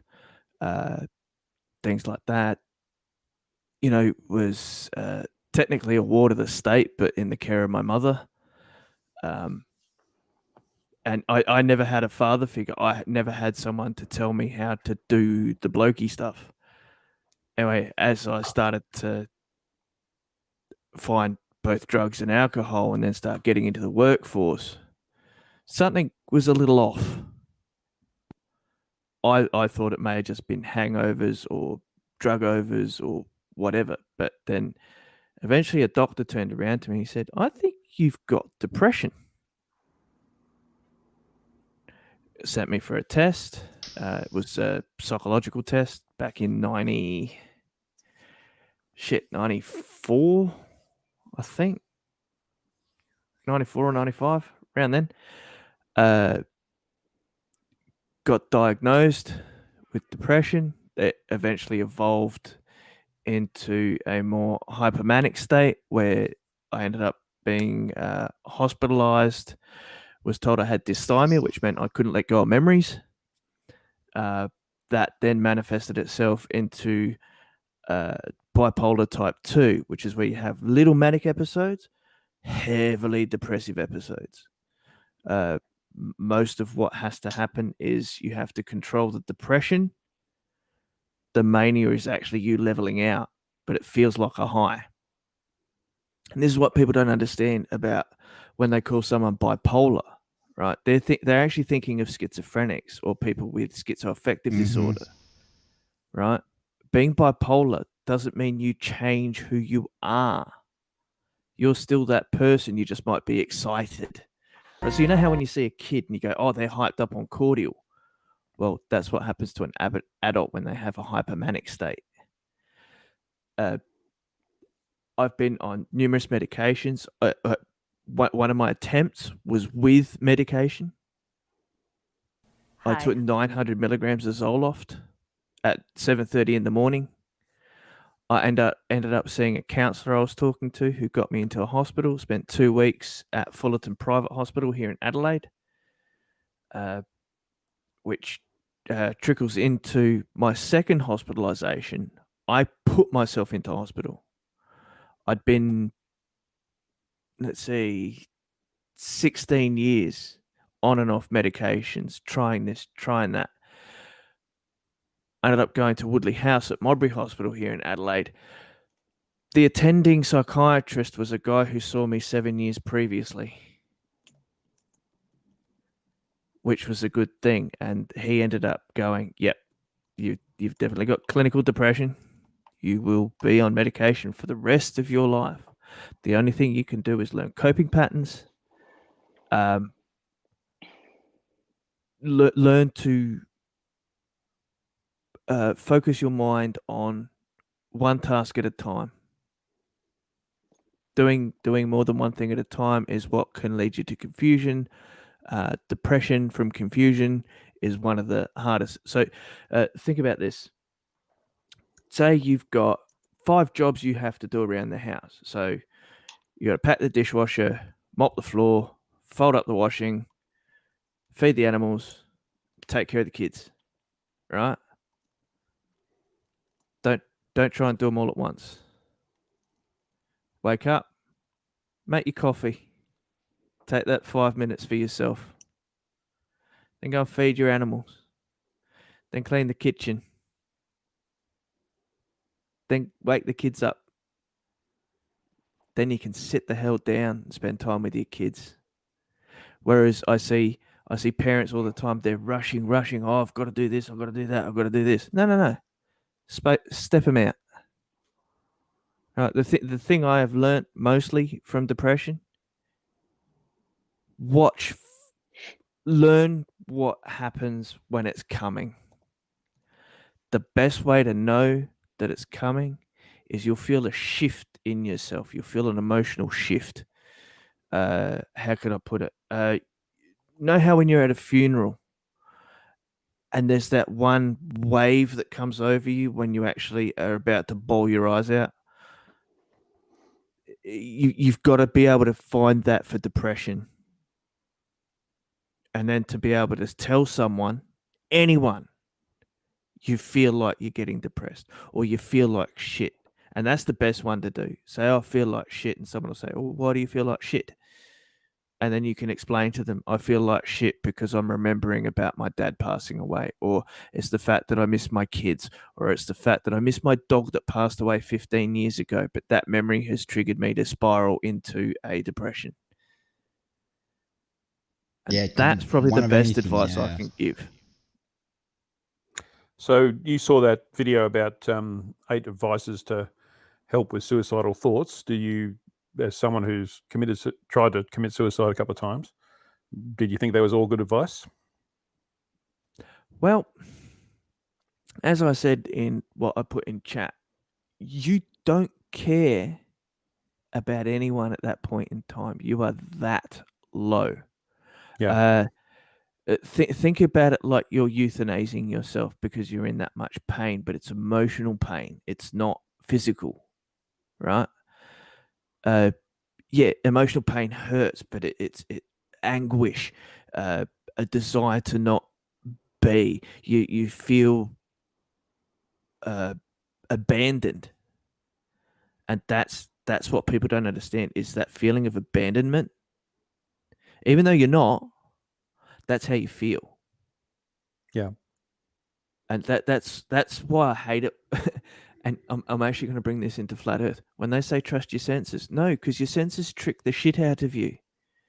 Senses in your brain tell you, oh, you're all alone, you're worthless, you're a piece of shit. No one wants you around anymore. Why don't you kill yourself? You'll feel better. Yeah, people say with depression not to follow the advice of the voice in your head, because it's not the voice you should be listening to. It's been described you've got two sides of yourself. One is the side that you present to the public, and the other side is the one that is always the real you when you're by yourself. And yeah, people don't see that other side, and that's the one that you focus more on, and that's the one that is the one you shouldn't be listening to. Try to listen to the other voice that's underneath that voice telling you to do these horrible things, and try to listen to it more than possible if you can. And I know that can be hard sometimes. It can be hard to even hear that second voice under the one that is overpowering all of your thoughts and feelings and emotions. Try to listen to the second voice. It's usually the good one. Yeah, well, last time I had to deal with the feeling of depression was back in May. Back in May, I went on a 20-minute tirade at Right the Hand. 24 hours later, my mother-in-law passed away. Right? So what had happened, my partner had woke up. They said they had given her the needle, which was to help her pass away without pain. So, of course, I got up in case, because they said it can be anywhere from an hour to 24 hours before she passes. So I said, okay, I'll stay up. So I jump into Gem Pandas, and they're down in a different room. I'm like, oh, it's no holds barred. Right. I go in, I hear Right the Hand say something. I all of a sudden just jump straight at him, unleashing all my anguish, all my feelings of hatred right now, because I know someone's about to pass away. And guess what? It felt fucking awesome.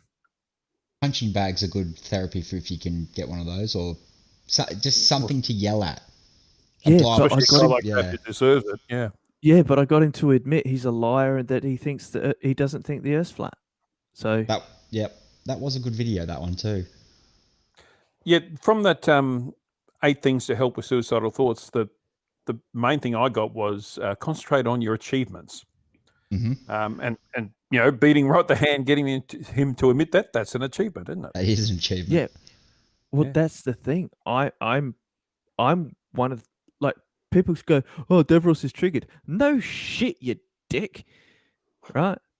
But that's a persona I've taken on. It's actually a coping mechanism for me. Right? I use it to unleash. I use it to get my frustration out. I feel better after I've had a yelling, even if it's just one line. I feel better and then I calm.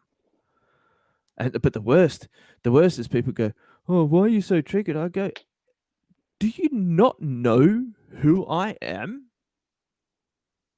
Jeez, have you not met a reputation? Yeah. Actually, I watched your first video during the week, and it's the person you are there is completely different to the person you are now. You've come a long way. Oh, yes. I meant to reply to that today. But yeah, well, see, this is the thing, right? I'd been watching it for a year before I jumped into YouTube as a creator or a voice on the interwebs. And I thought it would be good for me to get into this. And then I realized it's one of the best things I've done. Keeps you busy, gives you an outlet to yell at people, idiots. And the outlet, unfortunate, but I think the outlet's the most important bit, because you're giving righteous, vitriol towards idiots who deserve it. It's not like they don't deserve the being pointed out that they're being fools. So, because they're willfully being fools. Yeah, and that's worse than being a ignorant idiot. They're being willfully ignorant and idiotic at the same time, and that's terrible. And I just want to acknowledge there's a lot of people in chat saying that they've had all sorts of issues and suicide attempts and things like that. And I just want to validate all those guys. I can't acknowledge them all, but it looks like it's just normal for people to deal with a whole lot of crap, basically. Life's and like that. Yeah, and 2020 sucks balls. It does. It makes everything harder, doesn't it? Well, that's the thing. The only difference between gravity and madness just takes a little push. Great quote, that. It is. Oh, by the way, madness is sometimes the emergency exit too. Well, yes. Yeah. Whale Lord, you're a younger man. Have you had any experience with people with suicidal thoughts and depression in teenagers in particular? Because, like I said earlier, that to me is a bigger tragedy because they've got so much of life ahead. Oh yeah. Damn. Yeah. You don't have to talk mates- about it if you don't want to. No. I'll. This is the whole point of it. I'm on him. So. Yeah. Oh well, with the depression part, I have friends who are. Well, they're jolly folks, but they also seem like they're hiding all their inner pains and stuff. I've had a couple friends who've lost people important to them, and they just were completely out of it for the next few days. My brother is like that. He's got depression, anxiety. He's got all those phobias and conditions, and he just shuts himself off in his room most times. Yeah, it's not good, is it?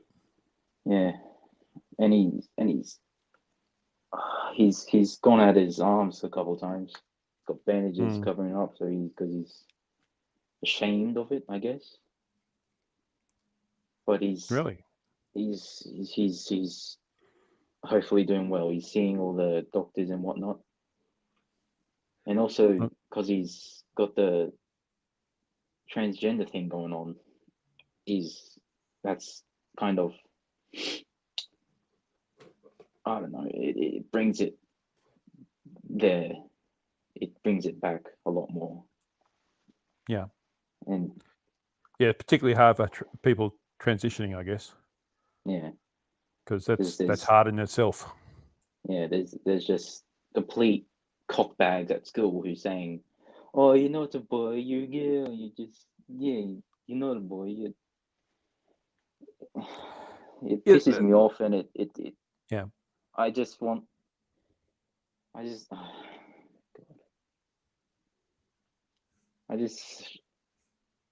He needs to know that there's people here that are helping him, who want to help him, who are there for him. But he shuts those people out, even when it counts. Which makes it hard to help him. Yeah. Which makes it harder to help him. Yeah.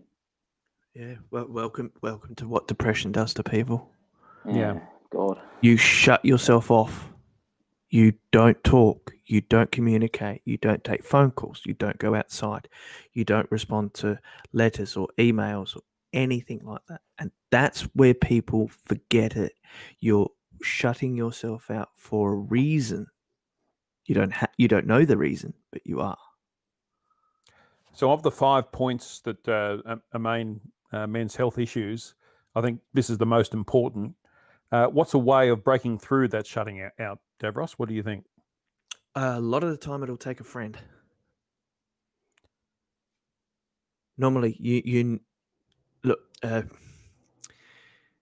because people with depression and same with schizophrenics and people with schizoaffective disorders and borderline personality disorder, they don't like telling anyone because they're scared of the ridicule. Same as if you were transgender, or if you were coming out as gay, or you're coming out as bisexual or pansexual, or any of those things. Coming out for your sexuality is the same as coming out for your mental health. There's a stigma involved, and the only way you're going to get out of that is if a friend taps you on the shoulder and says, "Hey, I understand." Not I know what you're going through, because everyone's mental health status is different. Someone who can come up and say, "I understand," or someone who passes by and says, "Are you okay?" Yes, there is a World Health Organization day called Are You OK Day, where they encourage you to say to everyone that you know, "Are you okay?" and genuinely if they aren't, sit down and have a talk to them. And I don't think it should just be a single day. I think you should try to do that, as often as you possibly can with your friends and family and loved ones. Absolutely. The idea is to raise awareness of doing that. Exactly. Having a day for it. So, yeah. Were you going to say something, Lord? Oh, yeah. I do that with my friends and family often because I'm quite a worrywart. And I see them just zoning out. So I just instinctively go and ask, are you okay? Do you need to talk? Or, Yeah. Yeah. Very difficult subject to talk about for anyone. I mean, yeah. As Davros said, anyone has had anything to do with women, when women say, I'm fine, that's when they're not fine. They're not, yeah. Oh, well, try this on for size. My partner's currently going through menopause, and I have an autistic son. So, yeah, try being me for an hour. Sounds like fun. Well, it is. Think about this. I've got one who doesn't know how to go to the toilet, and I've got another one who tells me he doesn't know how to go to the toilet. Which is which? You see? Yep. Yeah.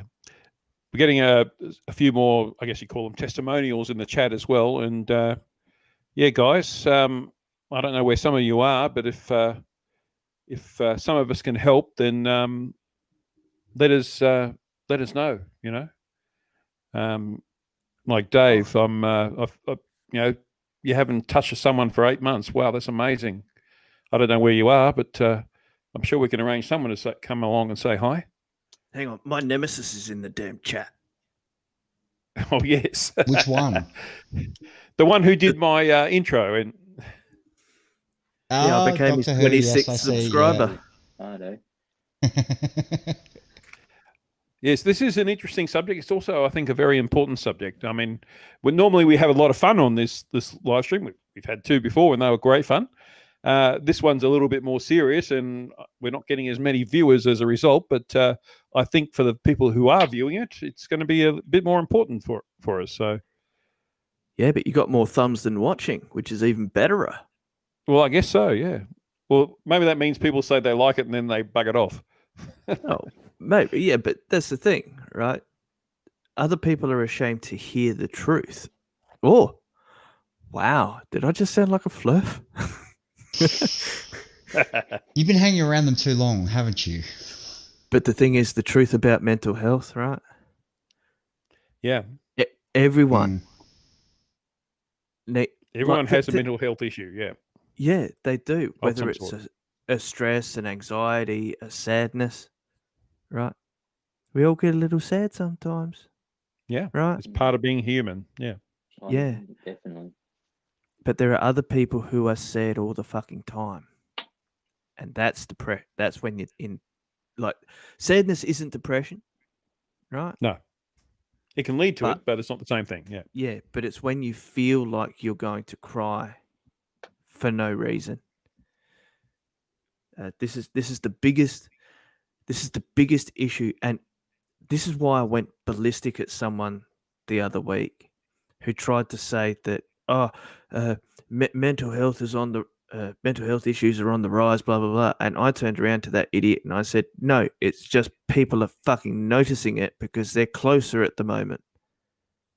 And also, it's more socially acceptable to talk about it now, I think, than it was 10 years ago, for example. Absolutely. Yeah, but with the coof, right, what's happened is people are at home more. People are noticing problems, and now they're talking about it and seeing the doctors. So, of course, the numbers for mental health illness have risen. But that's only on paper. Those mental health problems were already there. Mm-hmm. It's just people are now noticing it. And that's why I said to him, I said, you don't understand, mate. What you just said is completely wrong. All it is that the medical professionals know that this person's got a mental illness now. But prior to this pandemic, I guarantee you, like, would have slipped under the radar. It would have just gone under the radar. But that mental health problem was still there. Yep. That's what got my goat about him. It's like, dude, think about it. The entire US was locked down, 320 something million people. You think some families weren't going to notice if old Cletus was a little bit screwy because he didn't get his milk? So, yeah, mental illness is always going to be prevalent. You know why? Because we have an electrochemical thing in our brain that fucks up from time to time. We have a brain.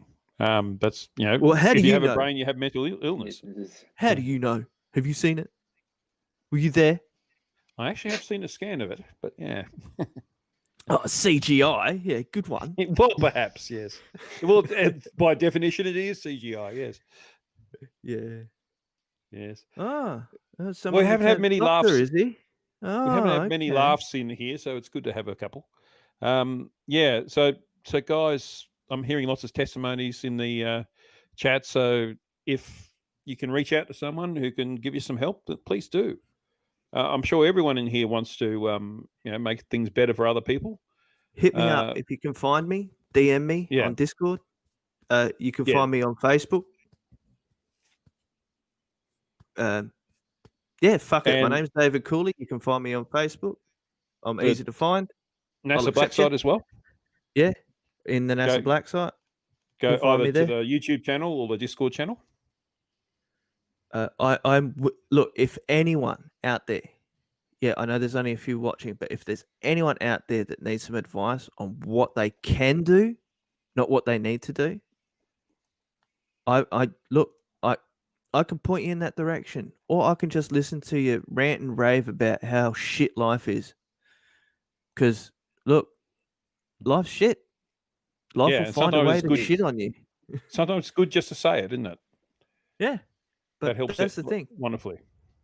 Like even Elon Musk and Jeff Bezos and that say, yeah, we've got all this money, but life still finds a way to shit on us. Mm-hmm. You know, stock goes down, or a show gets cancelled on Amazon, or Elon Musk, loved one gets sick. Yeah, or Elon Musk loses a rocket, or something like that.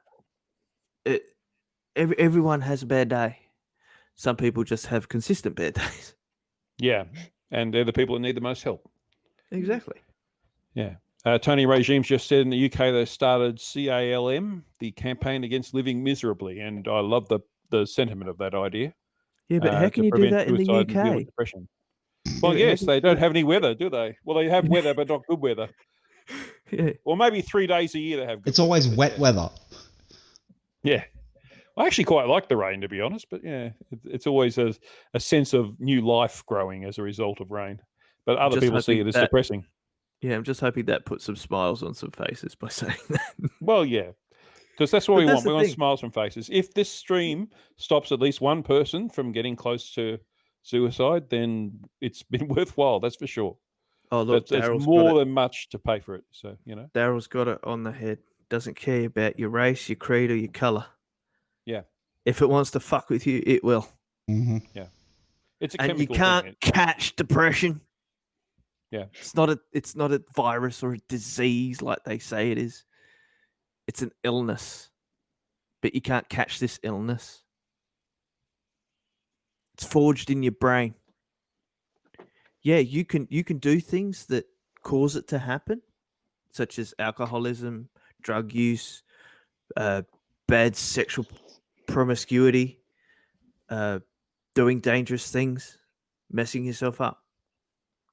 But ultimately, something misfires in your brain, bam, you end up with a serotonin issue or a dopamine issue or even a testosterone issue or a thyroidism. Thyroidism can cause depression. Yeah. Because you've got an irregular heartbeat, which then means that there's something misfiring in your brain because your heart's not firing properly. Your brain doesn't know what to do, and it cracks the shits at you. Anyway, I think we've probably addressed depression and suicide enough for tonight. We've got one more of the major causes of men's issues is diabetes, and CypherZero, as a diabetic yourself, you're probably best to introduce this one. Well, I was, as I said earlier, I wasn't diagnosed for a good couple of years after I got it.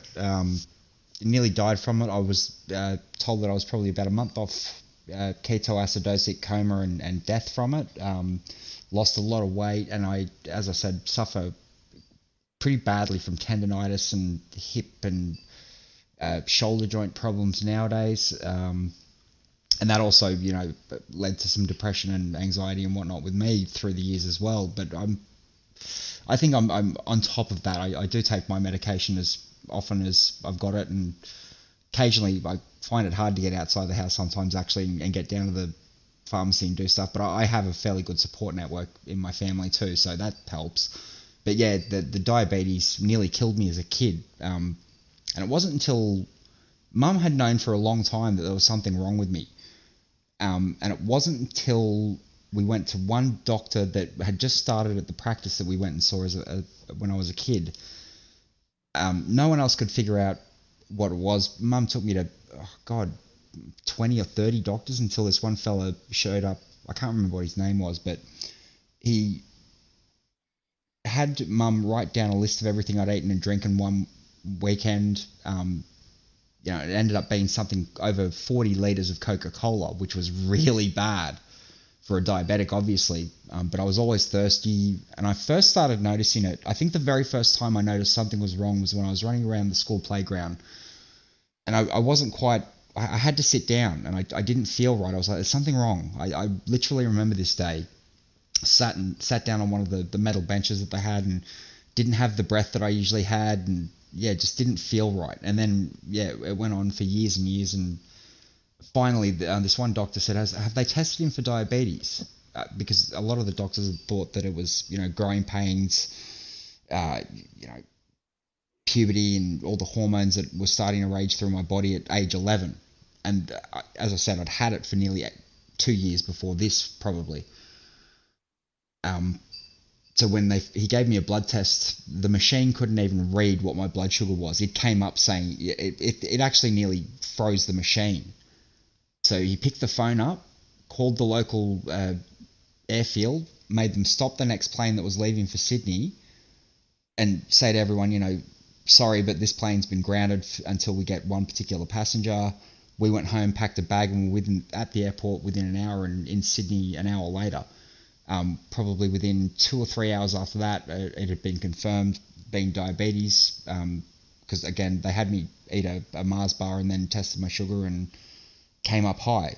So, and within an hour of my first insulin shot, my blood sugar started dropping down, and I started feeling better for the first time in years.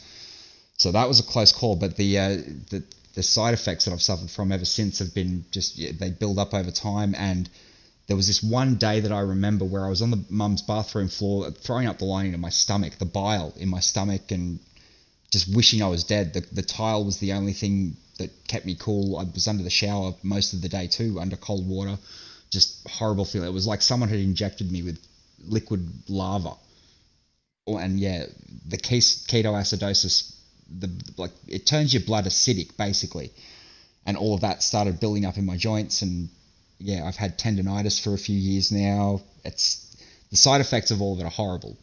So get tested if you think you've got anything like it. And the symptoms of that are obviously, you know, being thirsty all the time, waking up and going to the toilet, no energy, just lethargic all the time. Even when you're sleeping, you feel tired. I remember having dreams feeling tired and things like that. Yeah. So yeah, I mean, it's one of the bigger problems that people have. So let's play the first video just to confirm what diabetes is, and then we'll talk some more.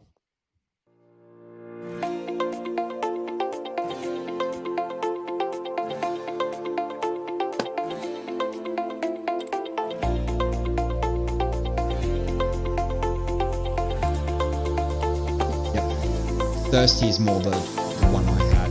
Yep, tired.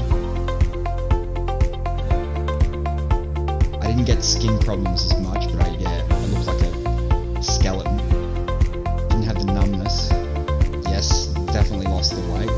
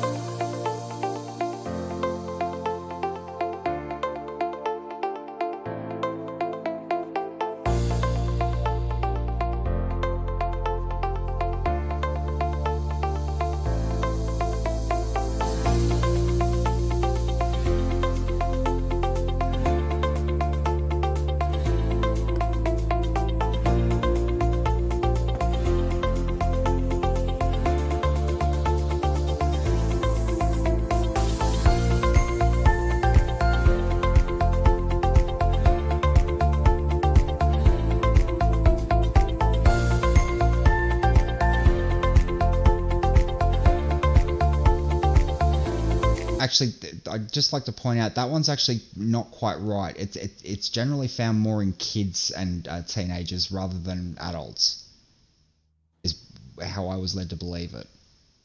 There are a lot of kids that are either born with or develop type 1 diabetes when they're younger, as myself, obviously. And I'm the only person in my entire family with it. So, yeah, sorry about that.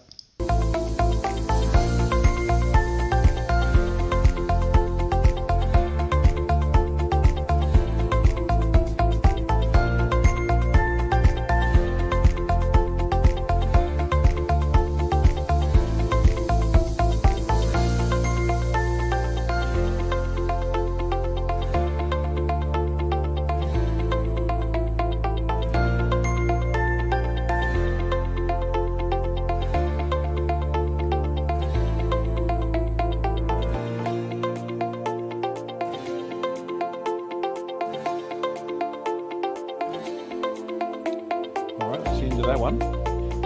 So that pretty much covered everything you said. Angry. Sorry? Is your pussy angry? Oh, I don't know why. He's whinging for food. He's been fed 3 times, so he can just whinge. That's what cats do. Yeah, Yep. Yeah, buddy. You realise he is the master. Yeah. Right. Well, you better go feed that bastard. He's been fed. He's got food sitting in the bowl. I can't feed him anymore. He doesn't want that food. Well, tough luck. That's what he's got. He wants some chicken or something. Yeah. No. So which diabetes did you say you had? Type 1 or type 2? I've got the type 1, yeah. And as I said, so you don't produce any insulin? At all, no. No. I am also on some a medication known as Jardiamet, which is more for type 2 diabetes, but it helps you urinate the sugar in your bloodstream out. And I quite often notice that, my pee smells quite sweet, especially if I've had a chocolate or something like that. Because people think that we can't have things like that. We can. We just need to, adjust our insulin dose for it and make sure we don't eat too much of it. Yeah. Exactly, yeah. So it can process it.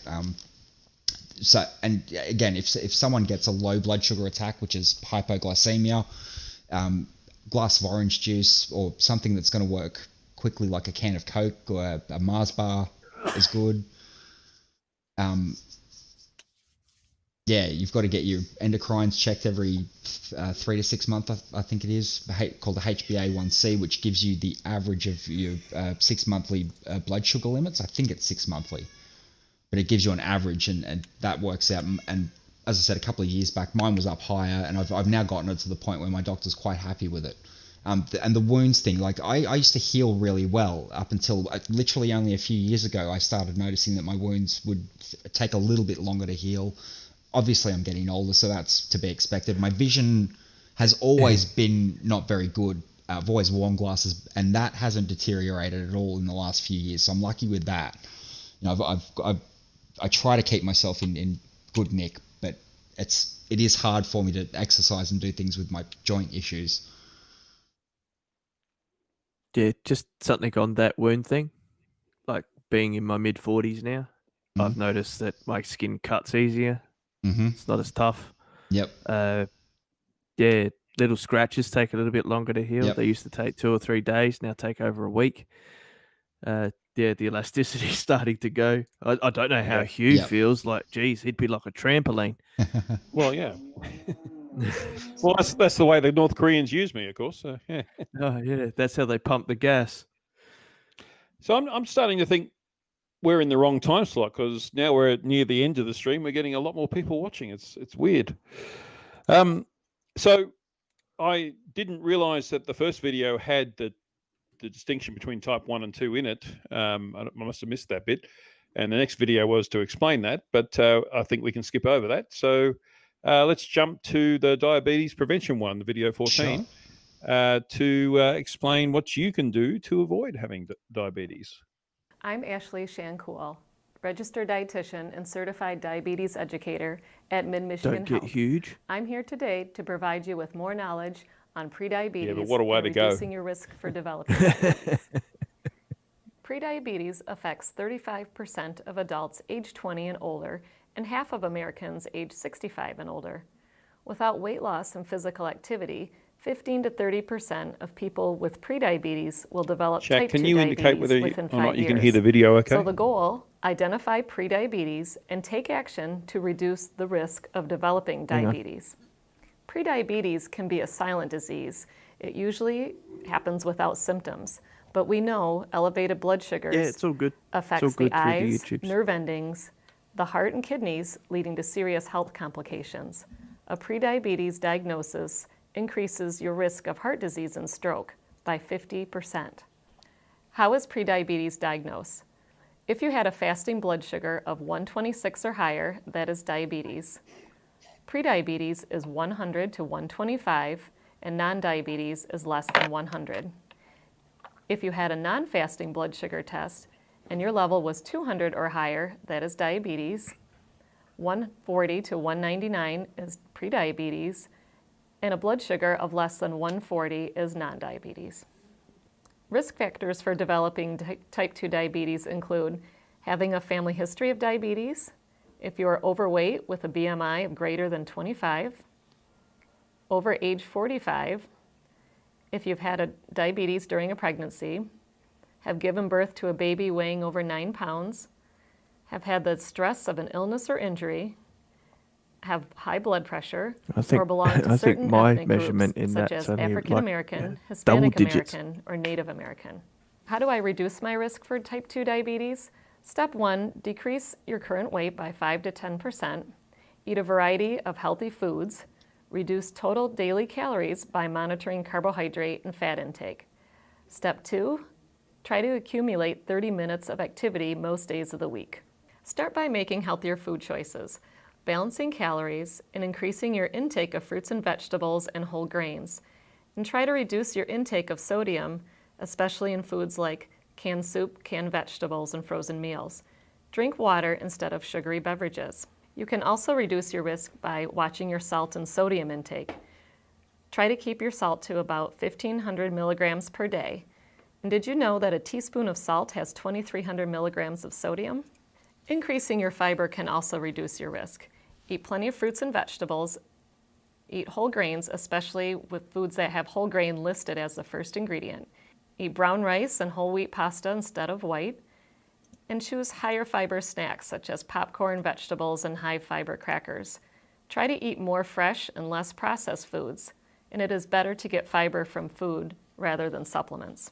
Try to know how much you're eating by watching your portions and using easy tools like the size of your hand to estimate what a half cup versus 1 cup is.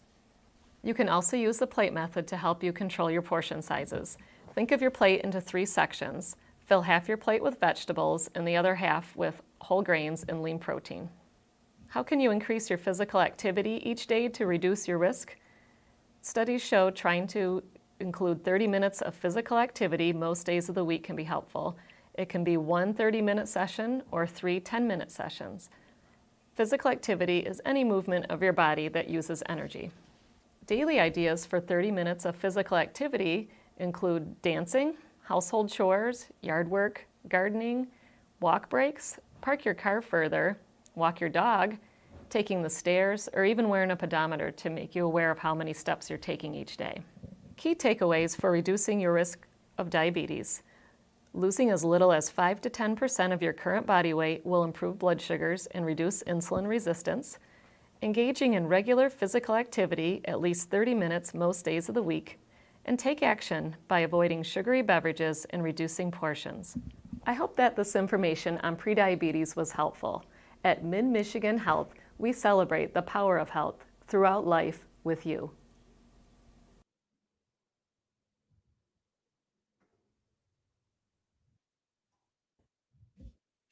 And now. All right then. So John F. had a question for you, Cypher. Did you see that? No, I missed that. I wasn't watching the chat. It was about, did you have troubles in your teenage life? With diabetes, that is. Yeah. Yes, I did. I ended up hospitalized once because ended up... I can't remember exactly what happened. If I wasn't taking the insulin or if I maybe got drunk one night and didn't have a shot. I didn't have insulin one weekend, ended up in hospital, catheter in, and don't remember any of it. But yeah, that was the only sort of rough time I had with that hospitalization wise. I did have a bad blood sugar attack when I was about 13 on the way to an Army cadets camp. I forgot to eat and ended up having an actual fit. It's the only one I've ever had. But yeah, it was like an epileptic fit where they actually closed the door of the bus because they thought I was going to throw myself back into the bus and break my back on the stairs. And I woke up back on the bus. Someone was sitting next to me with a can of Coke, and I had no idea where I was, didn't regain consciousness until we got to Singleton. And yeah, I mean, they're the only sort of major issues I've had with that through my life. You know, I've woken up with low blood sugar before and had to get up and have something to eat, but sometimes you just forget to eat. That's me anyway. So during the teenage years, yeah, I finally started getting it all under control when I was in probably my early 20s. But yeah, I did have a few problems getting it all under control, and had the thing of, you know, why am I the only one that's ever gotten it in the family? My brother and sister have never had a problem with it. I'm the only one with type 1 diabetes in my entire extended family. So I'm a bit of a medical mystery.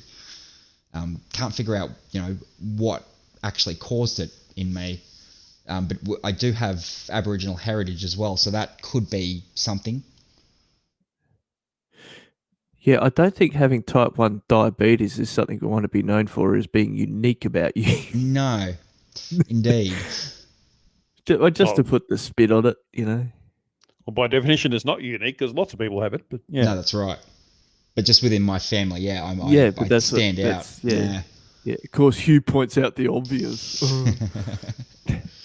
So yeah, I guess that your experience really demonstrates that if you can avoid diabetes in the first place, it's probably a good idea to avoid it.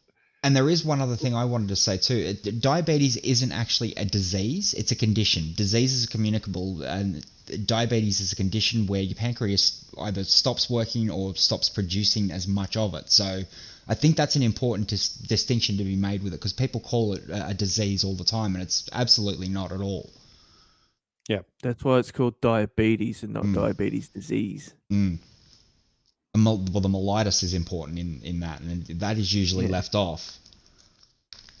And while there's a genetic component to it, it's in many cases, especially type 2 diabetes, it's avoidable in the first place just through lifestyle choices. Yeah. Yep. And that was another thing. As a kid, we didn't eat unhealthy, crappy food all the time. Grandma would spoil us, obviously, when we went to see her, but it wasn't an everyday thing. I wasn't overweight. I was always an active kid. I'd, play football, swim at the beach. I was always doing something physically. Yeah,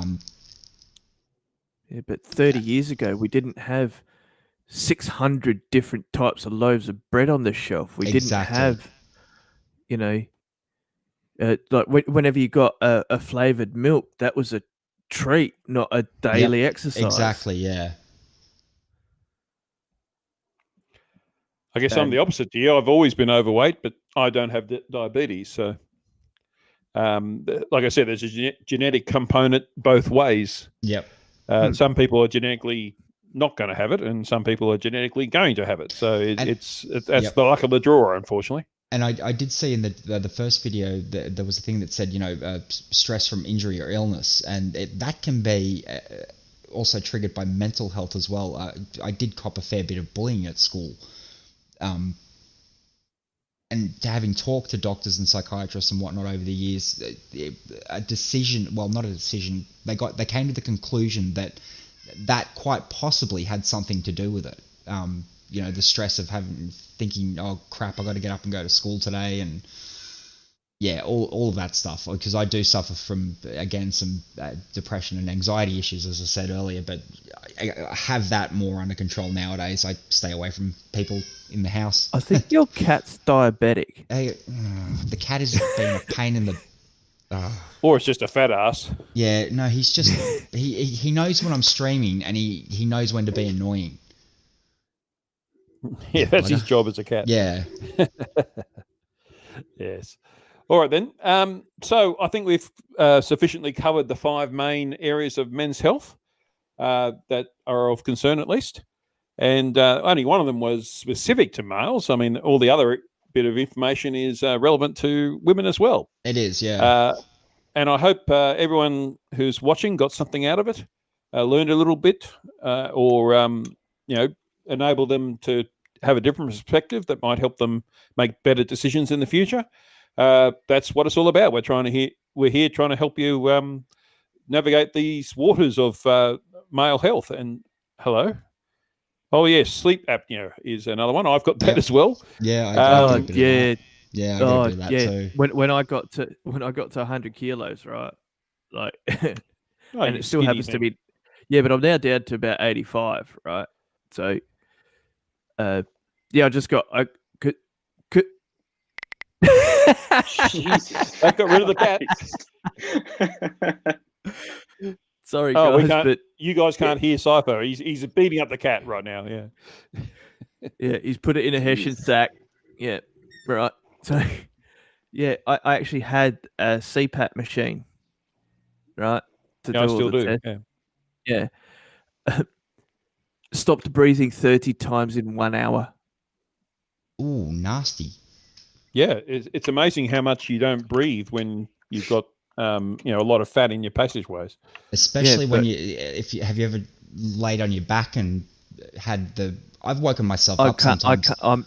My missus will not let me sleep on my back. No, good idea. Ever. And I'm not overweight either, but I still get the sleep apnea if I sleep on my back at all. Yeah, sometimes it's just the shape of your passages. Exactly, yeah. A lot of the time it's just your tongue relaxing. Yep. And it fattens up in your throat. Yeah. But so the takeaway from this whole show, I think, is go to your doctor and get checked regularly for all sorts of things that are appropriate for your age group. Yeah. Don't be your a doctor pussy. will know what those are. Yeah. Go to your doctor regularly. Go every 3 months at the very least. And talk to your doctor. Your doctor's going to know what you need to know about, whether you need blood tests or you need to go for a sleep test for CPAP, sleep apnea, or anything else. And let them be guided by the doctor. They're an expert. They've been studying it for years. They know all the things they're supposed to know at least, all the things that you need to know to keep your health good. And if you keep your health good, not only just your physical health, but your mental health, then you're around for your family for a lot longer. And they will appreciate that. And you will appreciate that. Don't do your own research. No, and if the doctor can't figure it out, or if they, if you don't feel the doctor's made the right sort of decision, get a second opinion. Always. Yeah. Or a third. Not all doctors are the same quality, yeah. My mum, as I said, my mum took me to several different doctors until one finally pinpointed it. Because before they diagnosed me, as I said, they were trying to blame it on adolescence and hormone dump into the system, growing pains and all this sort of thing. It wasn't any of that. At the age of 9. Yeah, wasn't any of it. Well, I was by that stage, I was getting older. It was probably closer to when they were diagnosing me. I was losing all the weight. Yeah, it wasn't any of that. But I'm actually looking back at it now and thinking just how shocking it was that none of them did pick it up. But as I said, the doctor that finally figured it out was a younger, newer addition to the practice that we went to, and he just looked at it a different way, fresh set of eyes. Oh, Mark Short's got my problem. Yeah, I do. Like, I choke myself awake. Yeah, it's sleep apnea, So if you snore at all, you've probably got sleep apnea, so you should go for a sleep test. Yes, and you're welcome, John. And again, talk to your doctor. Thank you message there. You're welcome. Yeah, but nut up or shut up. Go and see your fucking doctor. They know what they're doing. Absolutely. And by the way, you can shop around for a doctor. You can find someone who specializes in the problem you think you may have. If you think something hurts, go and see a professional. Specialist. Yes, John Rapp is correct. John Rapp is correct. Do not Dr. Google. You can use Dr. Google to find out the meaning of some disease you've heard of, but get your doctor's advice on what it's all about. That's what flirts do. They word think. They see a word, they think they understand what the word means, and therefore they're an expert in that word. But that's not quite the same, is it? If you're an expert in cars, you might hear the word Ford. That doesn't mean you know the ins and outs of the brake system of a particular model of Ford, do you? No. And that's what your doctor's going to be able to tell you in metaphorically, of course. I could tell you the ins and outs of my VY Commodore, though. I've replaced half the parts on it myself. Well, I've got Alfa Romeo, so I know all about replacing parts. Oh, an Alfetta Moreo. Alfetta Moreo? Okay. Oh, sorry. I've got that Mondeo effect again. Oh, it must have been, yes. Well, we're Mandela effect in this. We're not slim buns or anything here. So, yeah. All right, guys. So we might wrap it up. So thank you very much to my guests for being here. Thank you, Davros, for coming in unexpectedly. Thank you for Cypher for producing the show. Thank you to Whale Lord for being here and giving us that little insight into the younger man's point of view. Any parting words starting with Whale Lord? Oh God, not really. No, okay, that's all right. But just yeah. If you're, I don't know, just repeating what you guys are saying, is if you feel like something's wrong, go see someone, go talk to someone. It's the best thing you do, really. Particularly a medical professional who knows how to help you. Medical professional, yeah. Dav, you want to say something else? Well, see, now you might understand why my humour can be so dark and twisted at times. The fact that I find innuendo most funny.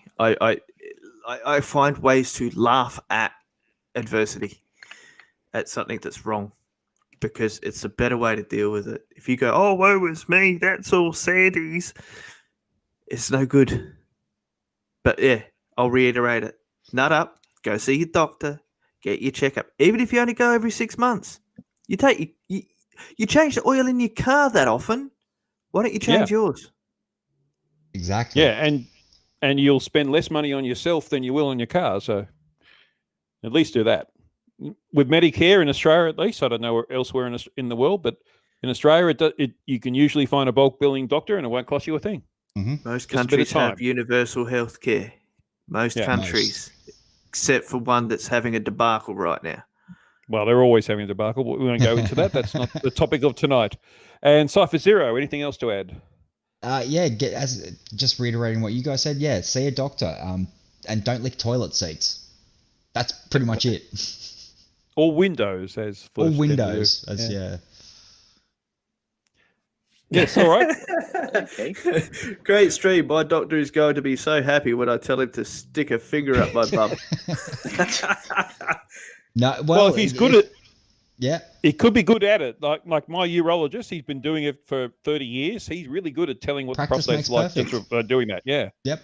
So his finger's been up many people's bums. I think he went to university for 10 years to be able to stick fingers up people's bums. But hey, he gets plenty of money for it. So. That's one. Yes, indeed. All right. So thanks, everyone. So I guess we go to the outro. Indeed. Get ready for the headphone blast. Bye, everybody. Thanks for joining. So there's nothing left to do but cue the corgi.